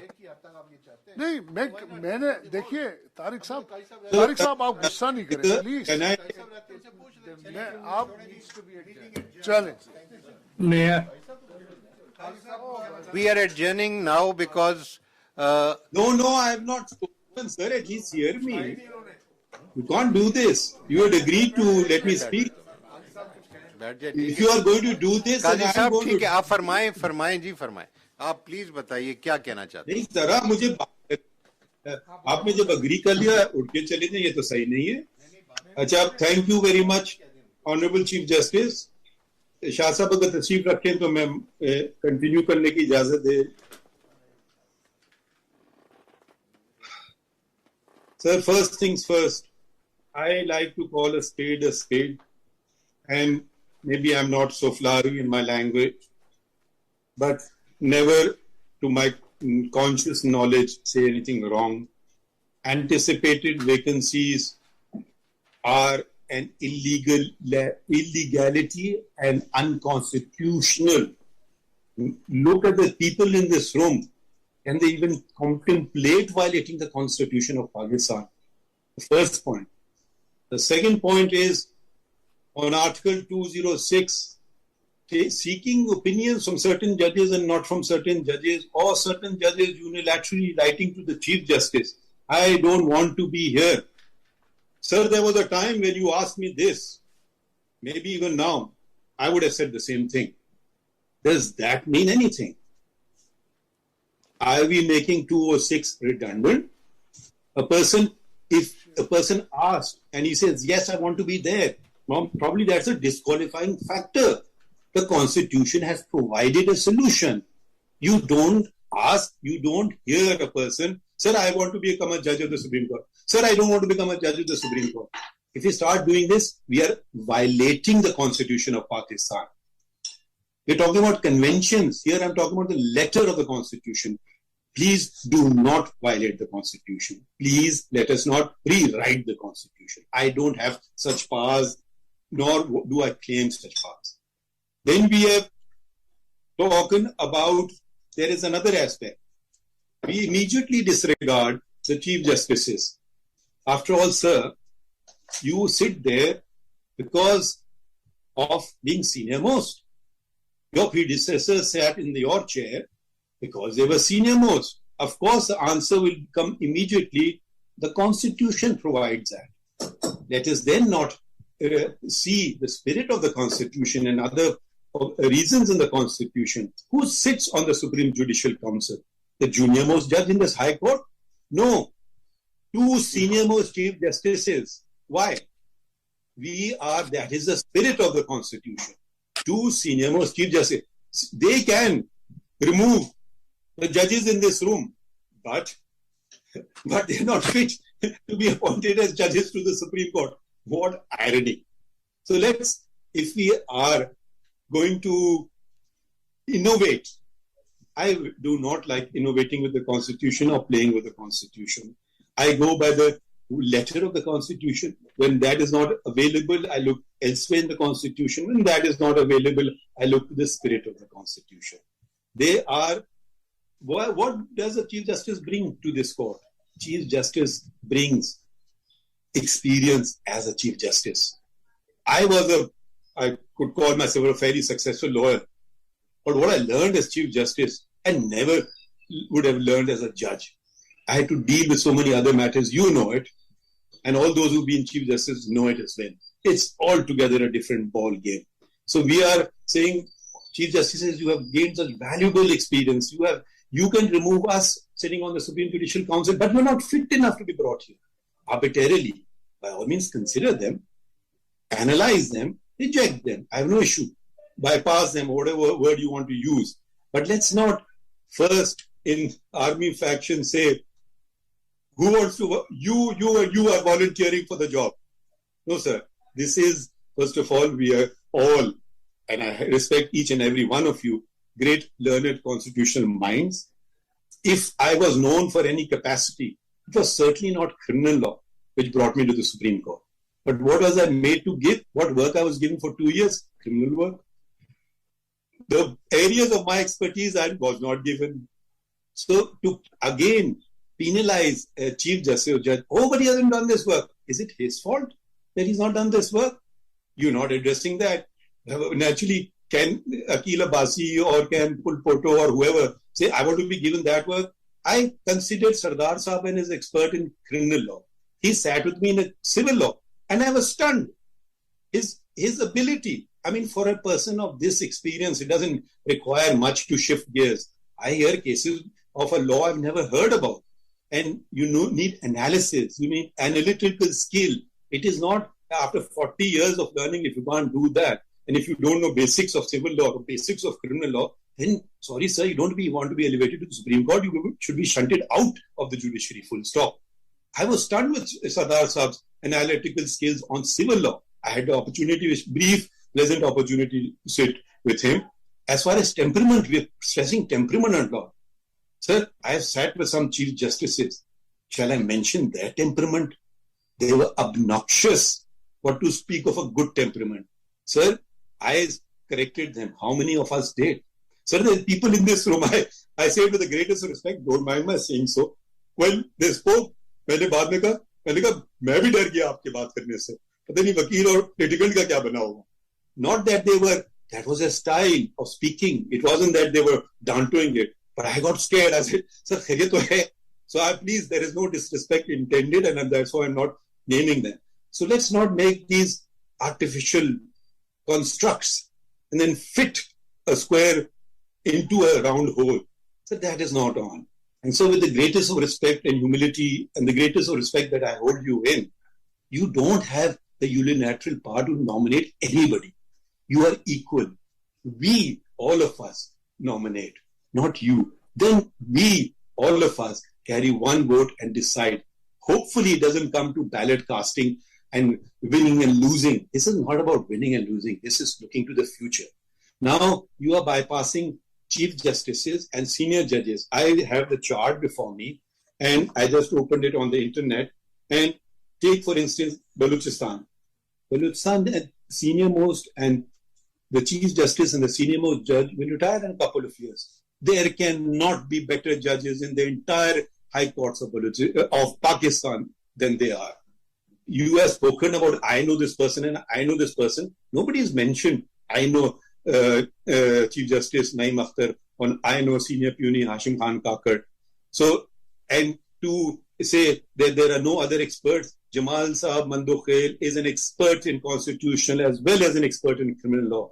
His name, why was it not mentioned? Because for the simple reason, you don't know. But you're not prepared to hear people. You say, I met, with the greatest respect, sir, you met Akhtar Saab and you met so and so. Sir, we share a common boundary wall. You never meet me. So, but anyways, that's your discretion. I can offer some bad advice or maybe some good advice at times. So these are matters of grave urgency. Criteria Commission Committee, I was not a part of. Sir, you headed it. Let me continue. Please, sir, please, sir, patience. I heard everyone. Sir, I didn't utter a word this time. So I did not, and then you signed that we have to meet again and then you produce a criteria. So, sorry, sir, it is, as a Muslim, it is my duty to, if someone speaks wrong, to say so. So that is wrong. Your own handwriting says the criteria has not been settled. Competence, integrity, can anybody say, no, we want incompetent judges. No, we want judges no integrity. No, we want dishonest judges. That's a given. That's no fundamental brainer that we want this. We want how to analyze. Now, why we discarding, why we choosing straight away going to judges who are at way below the seniority? Is there any justification? Are we even? No mention is made of Ahmed Ali Sheikh, one letter, and what he went through is hell. I went through hell. I can say I don't want to be a judge of the Supreme Court. So is that enough? If I don't want to, I'll resign. But if you say want, it's not a question of my desire. I consider it my duty, not my desire. If it was my desire, I would not be a judge one single day. I have become a judge. Now I'll do my duty till my dying breath. Sir जरा 2 minute और बात करने दें ना। अब इसको आप मुकम्मल करें ना। हम बात तो आपकी हमने मान के एक प्रॉमिस आप एक प्रॉमिस कर दें मुझे कि जब आप इस्लामाबाद आते हैं तो आप इस अंदाज में मेरे साथ बात करेंगे जैसे आप कर रहे हैं, तो फिर इंशाल्लाह देखना कि हमारी कितनी आपस में डिस्कशंस होंगे। मेरा अंदाज सर बहुत अच्छा है, आप भी थोड़ा सा मेरा अंदाज हम सरदार तारिक साहब को बिठाएंगे अपने। अच्छा चलिए ठीक है सर, मैं अब मुझे जरा से बात करने दें। मैं चाहता हूं कि ये हम मुस्तरद करें इस बात को कि honourable chief justice has the sole discretion to appoint जजेस। मैं इस बात पे वोट करें कि the judicial commission of Pakistan will discuss the matter and not it should be done unilaterally by only consider the 5 volunteers put forward in true military fashion to volunteer for the mission. No, let's consider 10, let's consider 20. Let's Thank you. Thank you, sir. put forward Can I later. And Sardar sir wants to say always consider that. Let me just conclude. Or prior to that, that this is the decision of the meeting, not deferment. Sorry, this is the decision of the meeting, that it is already we have wasted a time. It's always thrown in my face. The meeting is being wasted. Let us achieve something positive. I don't think. Let us achieve something positive. Let us achieve positive better آپ call نے meeting کیا نا after a آپ نے month. کر لیا positive سر جتنا positive ہو سکتا تھا آج اب بس thank you sir and let's rise now thank you Just 1 minute, sir. So now we should now Sir, accept nominations from all. سر نا منٹ سے کچھ آئے گا کہ کس نے اپوز کیا کس نے نہیں کیا کچھ یہ اٹھ کے چلے گئے مطلب یہ ختم ہی نہیں ہوئی میٹنگ جن کر دیے سر یہ کیسی میٹنگ ختم یہ کیسی میٹنگ ختم ہو گئی کیوں پوچھا مجھ سے کیوں پوچھا چیئرمین اٹھ کے چلے جائیں بہرحال میرا ان کو پھر بھی شکریہ ان کو پھر بھی شکریہ ان کو پھر بھی شکریہ ان کو پھر بھی شکریہ ان کو پھر بھی شکریہ ان کو پھر بھی شکریہ ان کو پھر بھی شکریہ ان کو پھر بھی